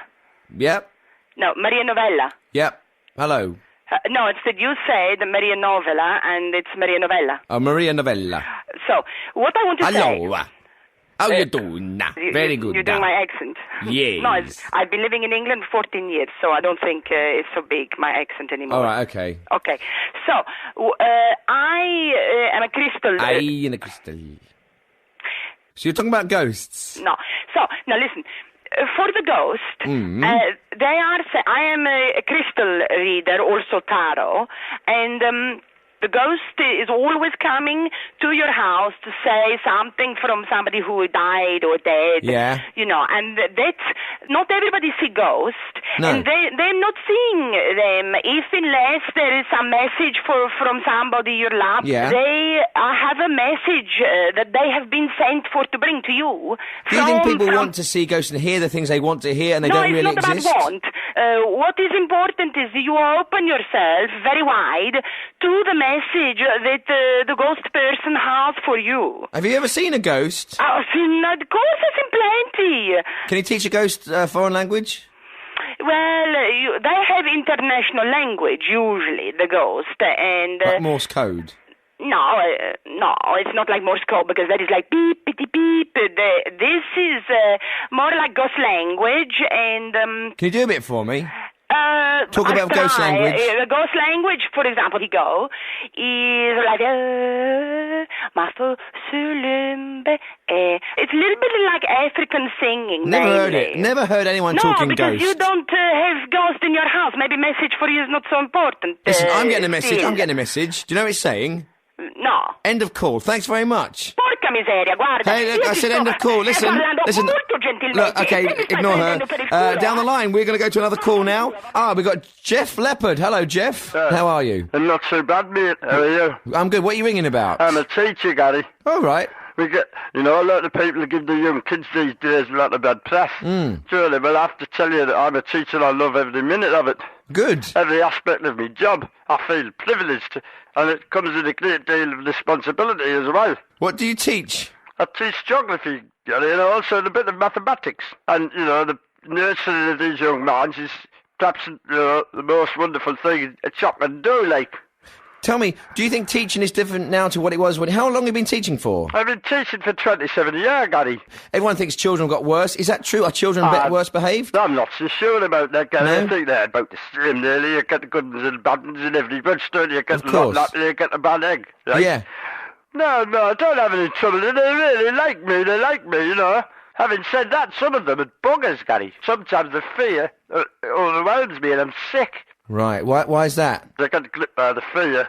Yeah. Puke me guts up before the lessons, man. Just the fear of some of those children.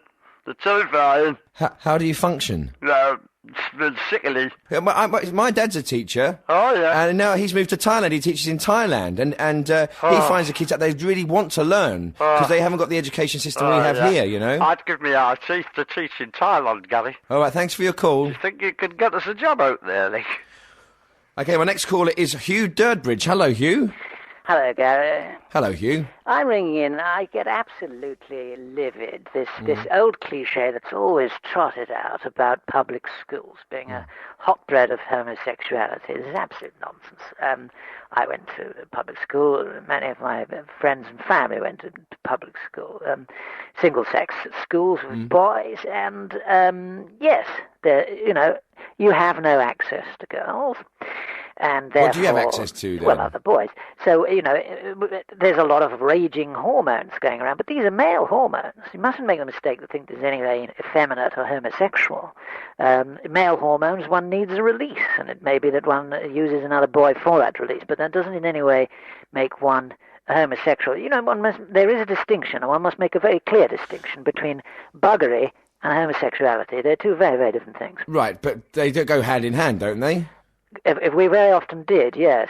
Are you homosexual? I'm not homosexual at all. I have buggered other people and I have been buggered, but it has not in any way made me homosexual. Do you have any feelings for men? Sexual feelings, not at all. Did you enjoy what happened to you at all? I must say I preferred giving than receiving. Thank you very much for your call. My pleasure. Right, you want to talk about education? What's your point? Yes, well, I left school at 14 with no qualifications, and I now have a large house in Richmond, a stunning and largely compliant wife, 2 children at Charterhouse, top-of-the-range Aston Villa in Lombardy, a vineyard therein, which produces excellent Pinot Nero, Olympic-sized pool, Japanese garden, an extraordinary collection of medieval woodwind instruments. The estate also produces honey, olives, and sinsemilla. I salute you, sir, with a glass of Chevalier Montrachet, 1990 Premier Cru, and a perfect apricot, picked this morning by my wife, her ample breasts straining to be unleashed from a tight silk chemise. Beat that. Next caller is Rude Boy Walters from London. Well, that's right. My name is Rude Boy Walters. I'm a teacher in London, you know. Oh, you're a teacher called Rude Boy? Well, it's Mr. Rude Boy Walters, right? Oh. You're talking about education, right? Yeah. And one of the things that we need to stress, and I've always found this to be very important, is that you cannot progress in your education unless you have the clarity of speech, right? No. One of the most important things you have to be able to do is you have to be able to enunciate and pronunciate, or to be able to speak with quality, right? Yeah. And I've always said this to all the children, and you can only progress in education if you have the ability to speak with clarity, speak what you're saying. For example, you want to go to broadcasting, right? Or you have to go on to, say, if you want to go to Hocking or broadcasting or something like that. The only one we can do is be able to speak with clarity, right? And so excuse me, what's going on? So people are laughing in the studio. No. Huh? No. Well, I mean, I'm just sure. No, I'm just. I'm just cough and sneeze. I got bad. Carry on. So in conclusion, what we have to do is to have three principles, right? The 3 basic principles that we have to. I'm really sorry, but I'm gonna have to cut off this call because I've got I really have a tickling throat, tickling cough. Thank you very much for your call, Rude Boy Walters.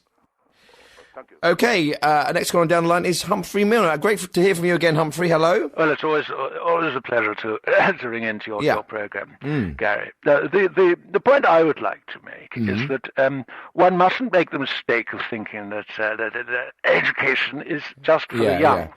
One can keep learning throughout one's life, and I think it's of vital importance that one does. Yeah. Sorry, Humphrey, you have already said yes. Sorry? Well, it's okay. Carry on. What? No, it's honestly, it's fine. Carry on. Well, sorry, I've slightly lost my thread. No, that's okay. A lot of my acquaintances have problems with memory loss and forgetting that they've done things. But I keep my brain as active as I can. I do Sudoku and crosswords and a lot of mental exercise. And my motto is think young. Think young. Yes, one mustn't never make the mistake of thinking that education is think young. Think young. Yes. Thank you, Humphrey. Thank you very much for your call. My pleasure. Thank you. Thank you. My next caller now is Carl from Scotland, who's talking about ghosts. Hello, Carl. Hello. I've got a weird story about ghosts. Oh. I've got a ghost. You know, in the film with the wee girl in the television. The poltergeist. Yes, it's like a poltergeist. I've got one in the house. I go to work, and when I come home, there's changes around the house. There's cigarette butts where there weren't any cigarette butts. Right. And there's sometimes there's 2 glasses of wine where there was 1. Right. You know, and it's a ghost. Do you really think it is a ghost? Do you live with anybody else? Well, my wife. Right. Yeah, and this is the really weird part. When sometimes I've come home unexpectedly, and there's a banging sound upstairs. You know, and it's very creepy, Gary. Right. I don't know many poltergeists that smoke cigarettes or drink. Sorry? I don't know many poltergeists that smoke. But if you watch that film, there's a chop, a piece of meat that crawls across the work surface. Yeah, and maggots come out of it. Yeah, and to me that means ghosts can do anything they like, and smoking is up there. Right. You know, so have you been to see an exorcist? I saw the film. Actually, rather than see an exorcist, I think maybe you should see a marriage guidance counsellor. Right. Do they do exorcisms on the side? Is it cheaper? No, they don't really. But what I'm trying to say to you is that I think maybe your wife is doing things that you don't know about. You mean like possessed, just like the spirit of it, maybe like a dead Victorian girl is in her? No, I think there's something else in her, probably. Right. And they're not dead or Victorian. Right. If you see what I mean. No, I can't say I do, because... Well, listen, thanks very much for your call. Any time... Bye. Bye-bye. Hello, man. Hello, who's... next caller. Hello, who's there? It's Malky here, mate. Hello, Malky. Yeah, not too bad. How you doing? I'm doing fine. How are you doing? I'm all right, you know. But I was just ringing in about education. The fellow was talking earlier. Hmm? See, when I was at Scotland Lake, I had a very bad problem, which flared up in the first year. Hmm? And it stuck with me right to the end of my schooling, and it was never diagnosed. Right. What? Dyslexia or something like that? No, I was blind. And I found it really held me back, because I couldn't tell anyone. I felt stupid, you know. So I would do my best, but I can tell you what, it was a struggle. Well, I bet. Fractions, you know, learning the basic English syllabub, let alone games. So you were you fully blind or partially blind? Totally blind. I couldn't see a thing. There was just darkness all around me. Yeah, people used to think I was just stupid, but I wasn't. I couldn't see anything. At what age did this happen? It flared up around 11. Did you tell your parents? I told me dad, and I said, don't tell mum, because she'll give me a right whack. Did they at first think that you were making it up? No, my dad was all right with it. Right. He went, well, to tell you the truth, son, I'm a bit blind myself. And we had a right laugh about that, you know. Well, thanks very much for your call. All right, see you later. Okay, my next caller on down the line it's Chuck Perry. Hello, Chuck. Gary, how are you, mate? Oh, I'm doing good. How are you doing? Not too good, actually. Oh, what's wrong? I'm just a bit down today, you know. What are you I'll get over it, mate. Education, though. Oh, education, yeah. What a laugh, isn't it? Yeah. You know what I mean? Education. Yeah. Do you have a good one? Terrible. Right, brilliant. Thanks very much for your call. Okay, if you want to ring in tonight, we're talking about education and... What on earth was that? Matt? Matt, did you hear that? It sounded like a ghost or something. Okay, we better move swiftly on to our next call, and we've got Irene. Hello, Irene. Hello, Gary. Hello, what are you ringing about? I'm ringing to say that I wouldn't joke about ghosts. No. I live in a very old house. I've always lived in old houses. I like to do that. Yeah? And the house where I live at the moment has a very, very strong presence. Oh, come on. No, it does. What have you seen it? I think there's been a lot of pain in the house Right.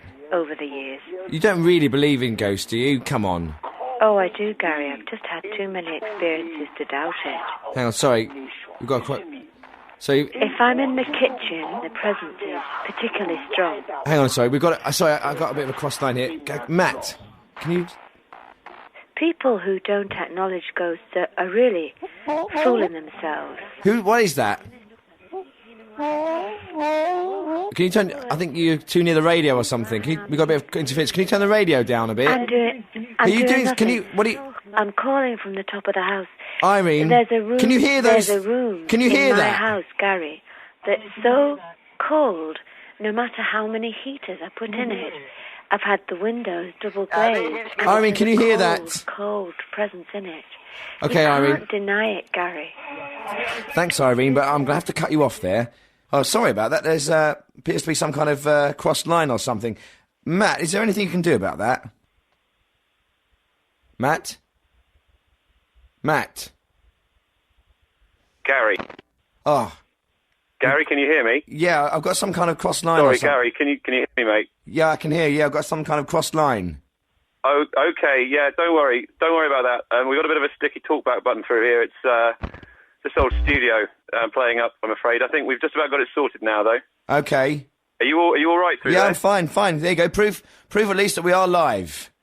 Very much so. Listen, whatever it is you're hearing... Yeah? Don't worry, it's not going out live. What you're hearing is only happening in your headphones. Thanks, Matt. Okay, let's go back to the phones then and take another call. Hello? Hello, Edward? No. Oh, I'm so sorry. I thought I was calling somebody else. Right, thanks for your call. Oh, Ed, well, while I'm through, Gary... Yes? I wasn't expecting to call you. No. Could I just make a quick point? Well, Well, yes. I'd just like to say, one mustn't make the mistake of thinking that education is purely for young people. No, they mustn't. Thanks very much for your call. Thanks, Humphrey. Okay, my next caller. Hello, who's there? Hello? All right, Gary, I don't like to give my name out. Right. I think you know who I am, though. Yeah, I'm joining the debate on education, specifically the difference between public and private education. Yeah. To me, there's no difference whatsoever. If a group of them gather together, public and privately educated, I won't give a monkeys, right? I can pack a van full of explosives, drive it right into the middle of them, kaboom. You know, there's no distinction. Why would you want to drive your van of explosives into I'm a not school? saying I would. I'm just saying I could. I come from a military background. I could do it. All right? Thanks for your call. Thanks very much. Hello, it's Graham Downs. Hello, Graham. Hello, Gary. How are you? I'm fine, thanks. Are you okay? Yeah, I'm not too bad, Gary. I'm actually in a bit of a playful mood, Gary. Oh, that's good. Yeah, I was just thinking, I want to say something, Gary. Yeah. My nephew, right, Carl, they went back to school recently, right, the half term. They went back on a Thursday.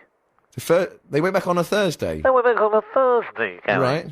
My question to you is, why go back on a Thursday, right? Because then they've only got 2 days before the end of the week. Yeah. That seems silly, doesn't it, to go back on a Thursday? You think they make the holiday a little bit longer until the children can then go back on the Monday? Yeah, you would. What's the point of going back for just 2 days? Well, that's my point. What's the point of going, see the children saying to them, come back on the Thursday, children, right? Because then they go back on the Thursday, and then before you know it, they're back into the weekend. And then they got to go back on the Monday anyway. My point is, why not leave them have their holiday a little bit longer for the 2 days, and then they go back on the Monday? Or either that, or go back at least on, say, the Monday of the same week. So rather than go back on Thursday, go back on the Monday morning and have less of a holiday. Oh, sorry, I don't know what you mean. What are we talking about? Well, if they went back on Monday... You mean the Monday before the Thursday? Yeah. Oh, yeah, no, they could do that. Of course they could. They can make the holiday a little bit shorter. Yeah. And say to the children, come back on the Monday. Yeah, because going back or for they just... say have a little bit extra holiday and don't come back on the Thursday. You confuse them, run all the What'd you say? Come back on the Monday. Right, okay. Thank you. Goodbye. Okay, what happened to Graham there? Let's go to the phones now. Mark Lovett. Hello, Mark. Hello. Hello, what are you ringing about today? I want to ring and talk about the Olympics. Okay. It's a shambles, isn't it? It's just another indictment of this terrible Blair government we've got. He's given Ken Livingstone licence to completely do whatever he wants. Yeah. The man is a complete egomaniac. He spends his whole time sneering. What's that? I'm saying Ken Livingstone, he spends his whole time sneering at everyone. Yeah. We've won the Olympic bid. Okay, fair enough. You know, Seb Coe's gone down there. Sorry. What? Mark, can you turn your television down? My television's not on. I'm on my own. I'm in the study. There's nothing on at all. Seb Coe's gone down and they put a 3-piece suit on. We've won it from What is that Paris. noise? Pardon? There's a funny noise. Can you not hear it? I can't hear anything. I'm trying to make a point here, Gary. What I'm saying is that we've won the Olympics. So hang on, stop. Sorry. What? Can you not hear that? I can't hear anything. What? I can hear you. Okay, it's fine. It's obviously just coming through my headphones. It's something, nothing to worry about. What are you The saying? Olympic Games, the voyage of the Olympiad, initial budget, $5 billion. They're now talking about conservative estimate of 14. Hang on a minute, sorry. That's not interference. Look at the dome. I mean, you may not look at the dome. We do not know how... Right, sorry, stop a second. implement... Sorry. That's not interference. What isn't? That is not interference. That is not interference. What are you talking about? Matt. Can you hear me? Sorry. We're getting some kind of interference from your call, okay? Thanks very much. Try ringing back. Sorry about that. Thanks. Bye. Look, I really don't know what's going on here. I'm having terrible interference. Matt, can you please do something about this? Matt. Yeah, very funny, Matt. Yeah, listen, it's okay. The engineers are onto it, all right? It's a fault in your headphones, not Okay. going out live. Don't worry about it. Just... Oh, we've lost him again. Well, I'm going to carry on. It's a terrible interference. I'm just glad you can't hear it because it's really disconcerting. Okay, let's go to another call. I've got Khalid. Khalid's down the line. Hello, Khalid. What is point education? What is point? Oh, education was to learn. What is point learn? It's to enrich our lives. What is point life? What is point? Well, you got to live because you want to live. What is point live? I don't know. What is point? What is point? Look, Colin, you've rung in before, you made this point before. Look, tonight I really just can't cope with anything, okay? What is point anything? What is point? Yeah. Okay, I'm going to go to my next call. Hello? Hello, Gary. Hello? I was ringing in about public versus private education. I don't think any of your callers have actually really got to the nub of the issue today. No. I think it's a very difficult question, obviously, because there is a discrepancy in society, and you can't ignore the fact. Sorry, can you hear that? Sorry, we've had terrible problems. Sorry, we've got really bad some kind of problem on the phones here. We've had it on the whole show, Right. and you definitely can't hear it. No, I can't. This is odd. Carry on anyway. Yeah, I was saying that the vast majority of people who do actually go to university have been private schools. Oh, so God. You can't. I know it is terrible. It does bother me because. Sorry. Sorry. There's really I can't. This is not. I can't stand this. Sorry, do you want me to hang up? No, please don't go, because I can't... Thing is, my talkback's broken. I can't get in contact with Matt, and you're the only person I can talk to. I'm just stuck in this room. It could be a fault on the line, so if I hang up, then that will... No, please don't hang up. The lights have just gone off. Right. This is just odd. I don't like this. Right. Don't go. Matt. Well, I'm on the... Please don't hang up. Okay, Talk to me. So, alright then, so I was saying about... Yeah, I mean, I was, privately educated myself, but I feel... Are you okay? I can hear it's dark. It's really horrible. I don't know if I'm seeing things or feeling things, but I don't like this at all. I can't... I'm going to have to try and... Hang on a minute. Are there any, It's very cold. Oh. Hello? The door's locked. Okay. Maybe, it's some kind of security shutdown and... No, it's not. They haven't got one. Right. Listen, can you ring someone? Yeah, yeah, of course. I'll ring. I'll just put the phone down. And No, don't put the phone down. Can you stay on the phone? Can you stay on the phone, please? Don't go. I can't speak to anyone. Shall I I'm just worried make if my point anything anyway about the education, or shall I? Let's talk. Right. Okay. So public versus private. Yeah. Private schools do undoubtedly give an advantage to children who went to them. Yeah. As I say, I went to a private school and I found. I'm taking you to hell! I found that it was easier to go to university. It's been easier to get jobs. It's basically set me up for life. Now, my sister's children, she can't afford to send them to private school, so they are, it's like... Hello? Presumably she's been cut off. Matt, if you can hear me, can you just do something about the lights and try and get the heating back on? Matt? Anyone? Well, we've got time for one more call. The light's flashing, so there must be someone there. Hello?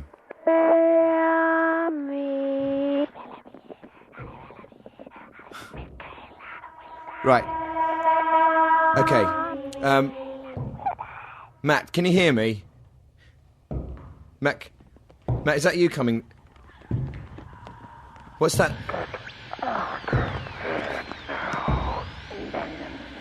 I don't like this. Can anybody hear me? This is not... Can anyone hear me now? Please. This is the award-winning Gary Bellamy here on Down the Line. If you're the last person I'm talking to... What is that? Ah! Ah! Ah! Ah! Ah! Ah!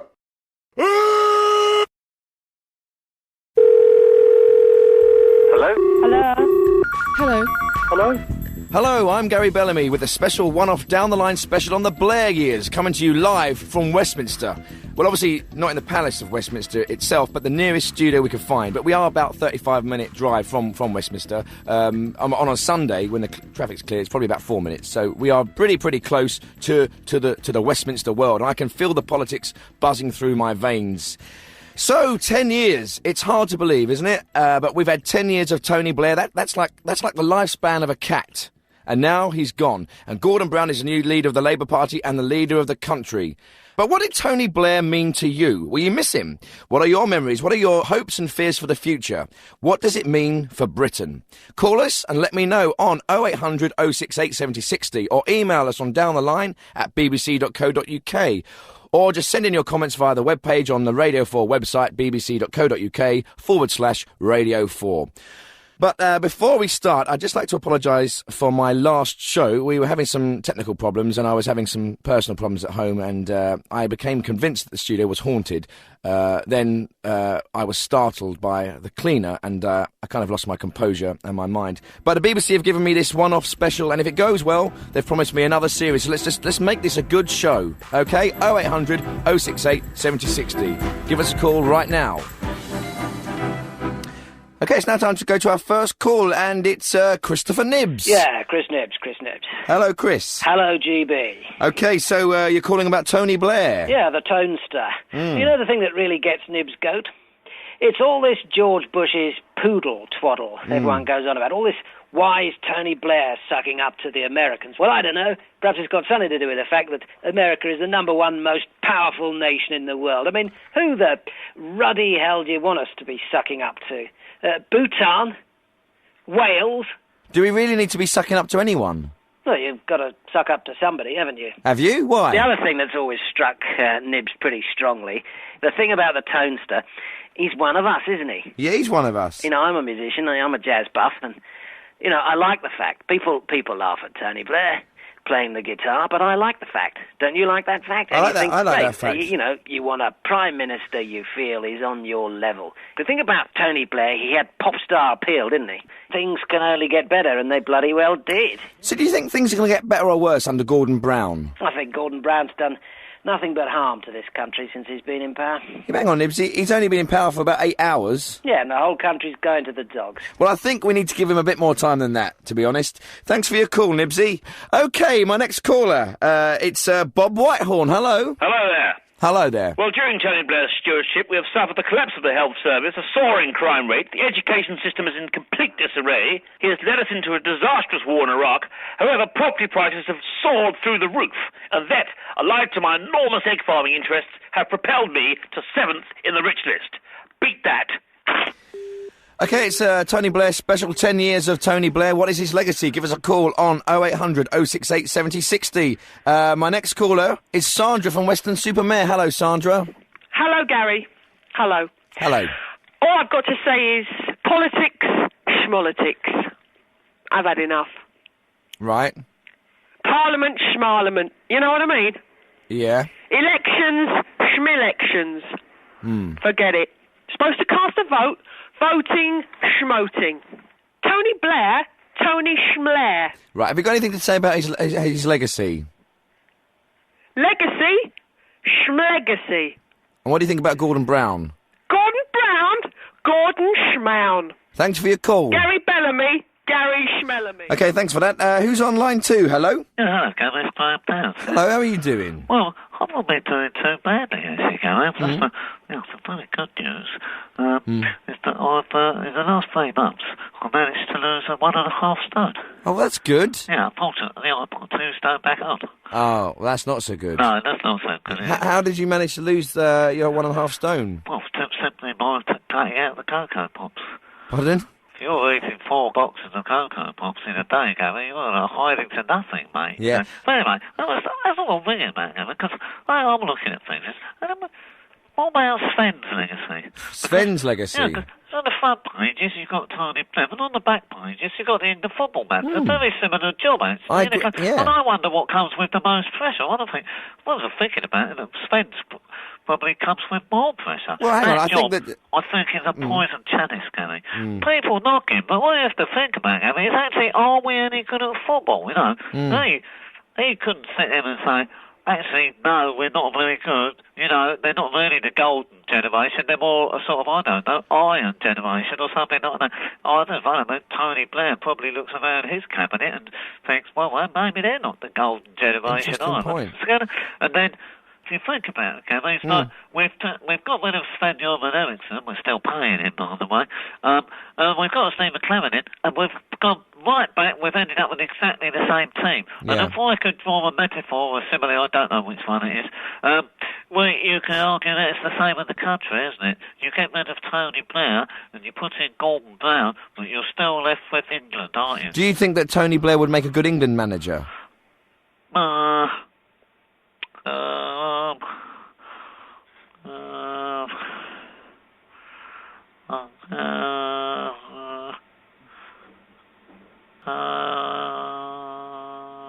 He's very good at keeping up, eh? Thanks very much for your call. Oh, thank you, Gavin. Always a pleasure. Hello, who's there? My next caller. Hello, who's there? It's Walt Stuthers. Oh, we have an American. It'd be great to hear your opinion on Tony Blair. Yeah, I gotta tell you, I think Tony Blair is a great guy. I think you gotta give the guy a lot of heap the praise on the guy. Yeah. Great. Can you get me tickets for Phantom? Tickets for what? Phantom of the Opera. No, I can't do that. What about Cats? No, that's not on anymore. We Will Rock You. No, I can't get tickets for anything. You know, Spamalot. no, they're sold out till Christmas. Oh. Thanks for your call. Mousetrap. What? Mousetrap. No. Oh. I can't get you tickets for anything. Oh. Sorry about that. Hello? Thanks for your call. Hello? Bye. Hello? Bye. Okay, my next caller is Early D. Hello. All right, hey, Bellamy, how you doing, man? I'm doing good. Why, it's nice to buck up on you again, because you're bad, you're bad, Yeah. You know that, innit? You're deep. Yeah, I'm deep, but it's also nice to talk about something political and something heavy for a change. Yeah, man. Hold on. Them have some frogs in my throat, Clear it out now. Yeah. I just think that politics and all that, it's nonsense. Them a lot of con artists, innit? Con artists. All of them, right? What I really want, right? Let me tell you the truth now. Me and you, right? Bellamy, Right. me and you, right? We walk on road, right? What? Me and you, we walk on road, innit? Yeah. And we sight a gal, and she fit, you know what I mean? Fit, ready for flex, don't it, eh? Yeah. And we just chirps her. We chirps her, doctor, we just chirps her. We say, well, all right, me like the bumper, Yeah. I don't shout those kind of things out, but I'm aware that people do. Me like the bumper. I wouldn't mind take a ride on that, you know? But them politician man, them, right? They look pan actor, and they look pan singer and all them, and they realize them man, them a get enough gal. But them call them in politics, them not get nothing at all. Right. So them try and style it out and make them big up themselves, to make themselves get gal. Let's speak the truth now, right? Every man, that's what him wants, And if him don't get it, right? If him don't get it, then things turn bad. I mean, look upon a man like Hitler, right? What do you make think he going so? Pardon? What do you make think that Hitler, right, going on how he was going on? Because he wanted to have a woman? Because he wanted gal. If he had enough gal, he wouldn't write no book called Mainz Kampf, innit? He'd write a book called Niceness. Hang on, but... Niceness by Hitler. That's what they were writing, innit? So you think... The only one of them who speak the truth is that Clintons. You know the man called Clinton? Yeah, Bill Clinton. Clinton's right. When he get that gal there and come in and nice him up into the room, punch his knee that time, right? Allegedly. All them want, man, is gal. That's what they really want, You know that, innit? But Blairs and all them not honest. And they keep on, like, when they went into a next man yard, like when they went down there in Iraq and everything, they're just trying to boost up themselves, make themselves look large, right? And then people suffering because they're trying to make themselves look large, right? Enough people dead. But why they don't just come out like Clinton and say, right, me just want bumper to ride on. That's how I'm in this business for, right? So you think if Tony Blair had played around a bit and got his fun kind of in the bedroom with another woman... For true. Blairs, if he made other next woman's, no way would he have gone down there in down into Iraq. I agree exactly with what you're saying. Thanks very much for your call, Early D. It's been brilliant. All right. Stay true, Bellamy. I'm staying true. Thanks very much. Interesting call. Now, let's have a look at some of your emails. There's one here from Ahmed Hussein, who says that Tony Blair's legacy will be endless programmes about Tony Blair's legacy. He's sick to death of them and wishes we could just move on. And he also adds, God is great. God is great. What about you? Do you agree with Ahmed? Have we had too much hot air about Tony Blair's legacy? Ring in and let us know what you think on 0800 068 7060 or email on downtheline@bbc.co.uk. OK, let's take another call. I've got Gordon Fenwater on the line. Hi. First of all, apropos of nothing, hello. Hello. Hello, I just wondered, it might interest you to know that I live at number 10 Browning Street. Oh. And that sometimes, when a letter is addressed to me and written in a rather casual handwriting manner, that the B and the R are often mistaken for a D. And some of my friends often refer to me as a PM or Prime Minister. Thank you very much for your call. Thank you very much. Bye-bye. Goodbye. That's interesting, actually, because I live at number 36, and I often get letters for number 26. And it's not a problem, I just, put them through a letterbox. Although sometimes I just throw them away. And actually, one time I did open a package. It was from Amazon. I got all excited, and I didn't check the address. And it was a book on gardening during the menopause. I was too embarrassed to give it to her, so I just put it in the skip. OK, let's go to our next call, and it's Dave from Crawley. Hello, Dave. What's your point? Hi, I just wanted to talk about this change of Prime Minister which is being foisted upon us. Right. I mean, I thought Tony Blair was doing a perfectly decent job. So did I. I mean, why do we need another Prime Minister? What's wrong with the one we had? Why do they have to keep mucking about with everything the whole time? I like Tony Blair, but maybe you could say it's time for a change. 10 years is a long time, could get stale, bit of fresh blood. What do you think about that? Every morning the sun comes up, you don't think, oh, I wish it was the moon, do you? You see, if something works, you stick with it. Good point. Why do they keep mucking about with everything the whole time? Why indeed? Thanks for your call. OK, we're talking about Tony Blair's legacy, and on the line now I have Anne from Kent. Hello, Anne. If Tony Blair had a twin, we'd be able to see how the stress of being Prime Minister had affected him physically. Would twin Blair have more hair? Would twin Blair be taller, less grey? Yeah, I mean, less he has... blind? Yeah, he has aged quite a lot in the last 10 years. Yes, he has. You see, of course, this would only work if twin Blair had spent quite a peaceful 10 years. If he'd been a hellraiser, it wouldn't be so good. Then you'd need triplets, really, and for one of them to have lived somewhere quite peaceful, like Guernsey. OK, so you'd need 3 Blairs, 1 normal Prime Minister, 1 hopeless drunk, and 1 living in the Channel Islands. Like Bergerac. I think so, for a control in an experiment, to see what the physical toll is of being Prime Minister. Hold on a second. So, hang on. What if, right, one of the Tony Blairs, perhaps the drunk, got very jealous of the Tony Blair, the Premier. Oh, yes. And decided to kill them. Yes. OK, take his place and become Prime Minister himself. How would we know who was who? The experiment's sort of crumbling, isn't it? Yeah. Well, what if the middle one killed the third one, who's now taken over from the first one? And then the remaining 2, there might be a vengeance killing, taking it down to 1 again, and then we really wouldn't know what the effect of being Prime Minister is on a body or a mind at all. Yeah, thank God for Gordon Brown. There's only 1 of him, allegedly. So far. I suppose what you wouldn't want is the 3 Blairs living in one house together, because Gordon Brown might come around and eat all their porridge. Allegedly. Funny. Thanks very much for your call. Anne, that's brilliant. Thank you. Wasn't that funny? Now, if any of you have tuned in to listen to our special guest, political satirist Paul Butler, I'm afraid he's stuck in traffic. That's the problem with this studio. But we are hoping he'll make it in time for the end of the show. I love political satire, allegedly. But isn't it great, though, seriously, that we live in a country where we can mock our politicians and call them names? That's democracy, and that is worth fighting for. OK, there's an email here from Lauren Coombe in Durham, who says that there aren't enough programmes on about Tony Blair's legacy, and she wishes that there were more. She can listen to them all day. She will miss Tony Blair, and she will miss his legacy. And she also adds that she's just got around to seeing Pirates of the Caribbean 3, and that she was a little disappointed. Not quite sure what the relevance of that is. Let's go back to the phones now. Hello, who's that? Hello? Hello? Who's that? Gary Bellamy, you down the line?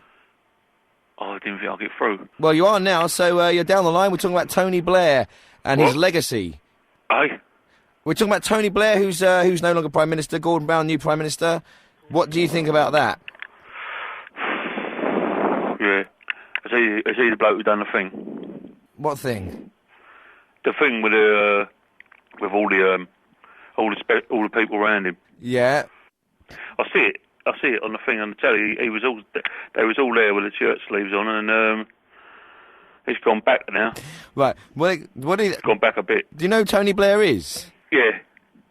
Right. So How do you feel about him no longer being Prime Minister? What do you think of the last 10 years? I was watching Wimbledon. Right. The last 10 years of your life, how's your life changed? Oh, more hairy. No, but is your life better or worse than it was 10 years ago? Is there anything specific that's happened that maybe the government might have had an effect on your life that has made you unhappy? I broke your radio. Right. Listen, is there anything the government's done? Tony Blair himself, what do you think of the Iraq War, for example? Was that a bad or a good thing? Bad at first. Right. Then it got good. Okay.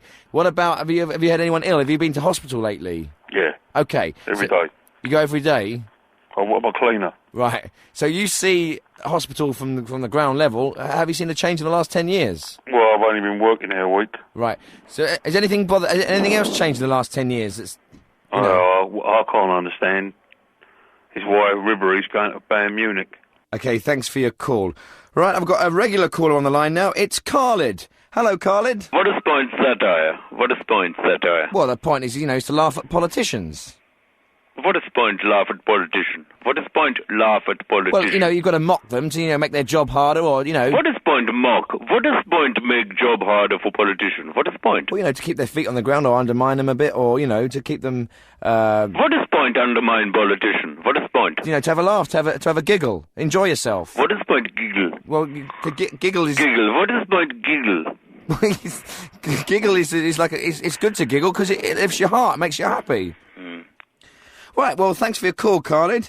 Right, I've got an email here from Mark Commode. I don't know if it's the Mark Commode.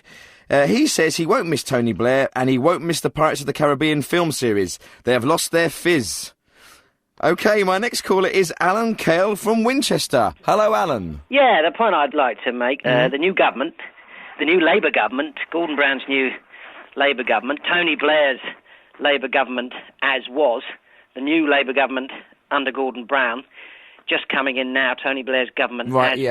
Yeah. In their wisdom, I don't feel in any way at all, I have no feelings at all in any way that the new government, Gordon Brown's new government, Tony Blair's government as was, the new Labour government as is, under Gordon Brown, is really, let's face it, and we all probably think the same. You probably think the same as I do. I don't know what government, Gordon Brown's new government, new Labour government, the new Labour government under Gordon Brown. What? Tony is Blair's your point? government as was. Really, please, let's face it, it's not going to be significantly different to the old government, the old new Labour government under Tony Blair. Alan, Tony thank Blair's you. Labour government. Thanks very much. Tony Let's take another call now. Hello. What's your point? Under Tony Blair. All right, I'll tell you what, mate. Yeah? If this was the 70s, right? If this was the 70s, we wouldn't be bothering about any of this. Do you know why? Why? Because we'd all be having a little bit of hanky-panky, wouldn't we? Hey, bit of as your father. Yeah. Little bit of nookie. Right, so you don't think there's any significance in Gordon Brown taking over from Tony Blair? Nah, it's all horses for courses, isn't it, mate? Eh? Horses for courses, isn't it? You see what I'm saying? Like, horses for courses, isn't it, eh? Yeah. Horses for courses, isn't it? Why do you keep saying that? Because it is, isn't it? It's horses for courses, isn't it? Well, what do you mean by that, though? Oh, it's horses for courses, isn't it? But what does it mean? Well, it means what it means, doesn't it? Horses for courses, isn't it? Swings and roundabouts. Horses for courses. Swings and roundabouts. What does it mean? 6 of one, half a dozen of the other, isn't it, mate? 6 of one, half a dozen of the other, eh? Yeah, it's as broad as it's long, isn't it, eh? Horses for courses. Hanky-panky. Little bit of nookie. As your father. Thanks for your call. Hello, who's there? I've got 3 words to say. Blair, wanted, war, criminal. That's 4 words. Tony Blair out, war, criminal. That's 5 words. Tony Blair wanted. What's your point? Tribunal, war tribunal wanted for Tony Thanks very much for your call. Blair wanted. Let's go straight away to another caller now, and it's the Pearly King. Hello. Hello, Gary. Hello, how are you? Oh, having a party over here. Are you? What are you? Are you celebrating the new Prime Minister? Nieces and nephews out on the porch. Are you celebrating the new Prime Minister? No, we don't need a special occasion, Gary. We're always having a party and we're having a sing-song. Right. I tell you what, I've got all my family over. Yeah? They're all pearly. I tell you, my old uncle's died. He chipped over, he drowned in a bird bath. Oh. He's gone, that's a sad thing. And I've got my long-lost brother Noel's come back from Canada. He's come up, he didn't know nothing about the pearly way. No. Now he's gone pearly. Has he? And we've sent him back to Ottawa to spread the pearly way all round Ottawa. Right. So, what have you got to say about Tony Blair? How's he affected the Pearly We're King having a hen dynasty? later. What? A great big roasted hen. Brilliant. So, what have you got to say about Tony Blair's legacy? Well, Gary, what you may not know is I wrote to Tony Blair on the pearly note paper, and I said, "Dear Tony, I would love to come into the Houses of Parliament and meet all the honourable people there, all the MPs, and really show them the pearly way, and then we'll all have a big old sing-song, get on to Joanna, and have a fantastic pearly time." But he turned me down. Did he? Maybe he was really busy. No, New Labour, they've never supported the pearlies. We've been largely ignored and been shut out. The last Prime Minister who was really pearly was good old Teddy Heath. Ted Heath? Oh, Teddy Heath. What people don't know, he was pearly. Oh. He used to get all the gear on. We'd all go I bet he round his did. house. He lived out there, down round by Canterbury Way. Yeah? And he'd get all his homemade biscuits out. Right. We'd all get round the Joanna, and he'd come down in his pearly outfit. It was really tight. Right. Tight trousers. And we'd have a dance. He was a terrific fella. That's really quite an evocative image. Ted Heath in a Pearly King outfit. You know, I can't imagine Gordon Brown dressing up in fancy dress. He's quite dour, isn't he? Allegedly. Now, I've just heard that our guest, Paul Butler, is almost here, so fingers crossed. You're listening to Down the Line. Who's there? Okay, Sue. Okay. Hello? Oh, Gary, okay. I've got a question for you, okay? Yeah? Is it illegal to eat your own pets? I don't know about that. Thanks for your call, though. It's nice to have something a little bit different to the Tony Blair chat, and something a bit more light-hearted, like eating your own pets. OK, let's go back to the phones now. Got a regular caller here. It's Humphrey Milner. Hello, Humphrey. I just say before I make my point how lovely it was to hear one of your earlier callers use the phrase "a poisoned chalice." Yes. I just thought how marvellous it was to hear such a lovely old-fashioned word, chalice. Yeah. You don't hear it on the radio. No, Great. no, you don't. So what's your point, Humphrey? Yes. Well, for me, the one thing that will really stick in my memory from the Tony Blair years is the incident of the sexing up dossier. Yes. It's something I shall never forget, and I don't think anyone will ever forget that poor scientist fellow who how awful that must have been, Gary, to die alone in the woods like that, with all the weight of the world on your shoulders. Yeah, it was. It wasn't nice, was it? His name will stand as a monument to Tony Blair's government. A monument that Tony Blair would probably rather not have. So, yeah. You know, that name, the name of what was his name again? Doctor. He was Doctor, wasn't he? Yeah, Doctor something. Was Hutton? Yeah, Doctor Len Hutton. Len Hutton. Yes. Yeah. Doctor Len. No. No. Len Hutton was a cricketer. Was it? A sublime cricketer. Gilligan. Well, who was Hutton? He had. I think he did the report. He was the reporter, was he? Yes. Who first exposed the... On Radio 4, that was him, on the Today programme. That was Hutton. Gilligan was the doctor. Dr. David Gilligan, who... That's not right, is it? Wasn't it Gilligan who did the inquiry? Yes. Or was that Sir Len Hutton? No, that was... No, he was the cricketer. Gilligan was involved in some way, wasn't he? Or was it Milligan? I think it was... I'm getting confused, aren't I, with Millbank, the Labour headquarters. But I'm sure Gilligan... Miliband. Miliband. That's it. Dr. David Miliband. No, we're confusing that with Alan Miliband, who was standing... Do you know what, Guy? I've taken to writing things down on a piece of paper. It just helps me to remember. And I did actually write down here, so I didn't want to forget and make a fool of myself. Just hang on one second. Okay. I do. Just trying to get some... Yeah.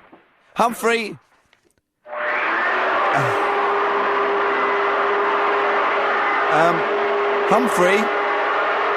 Hello?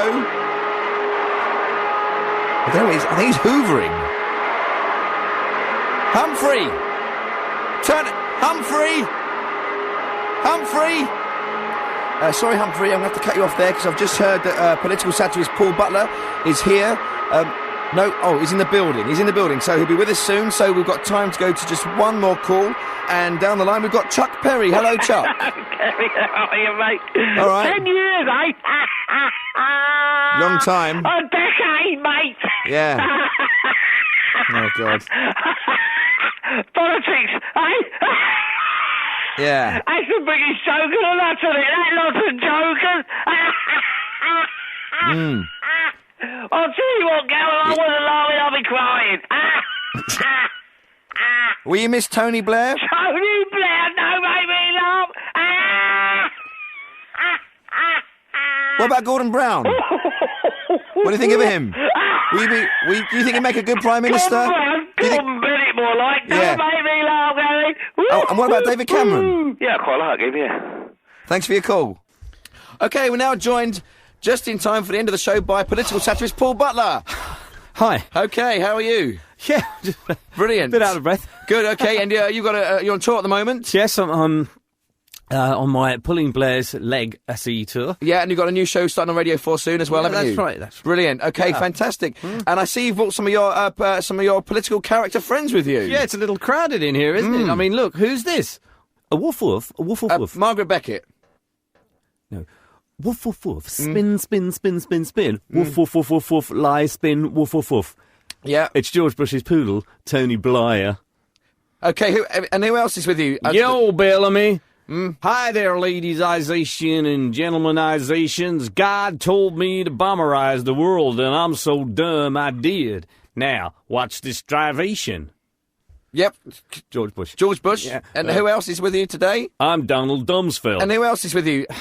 Isn't it crowded in here? Yeah. My goodness, look at that. Oh, my God, it's John Prescott squeezing in. He's so fat, isn't he? I call him Two Jags. Yeah, can you just do your rap? A comedy rap? Yeah.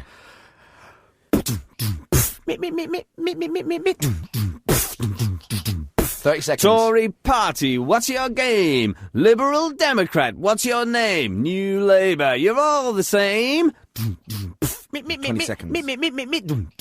Ballot box, Right, that's the end of Down the Line for this week. We'll be back again for a new series, hopefully in the autumn, later on in the year.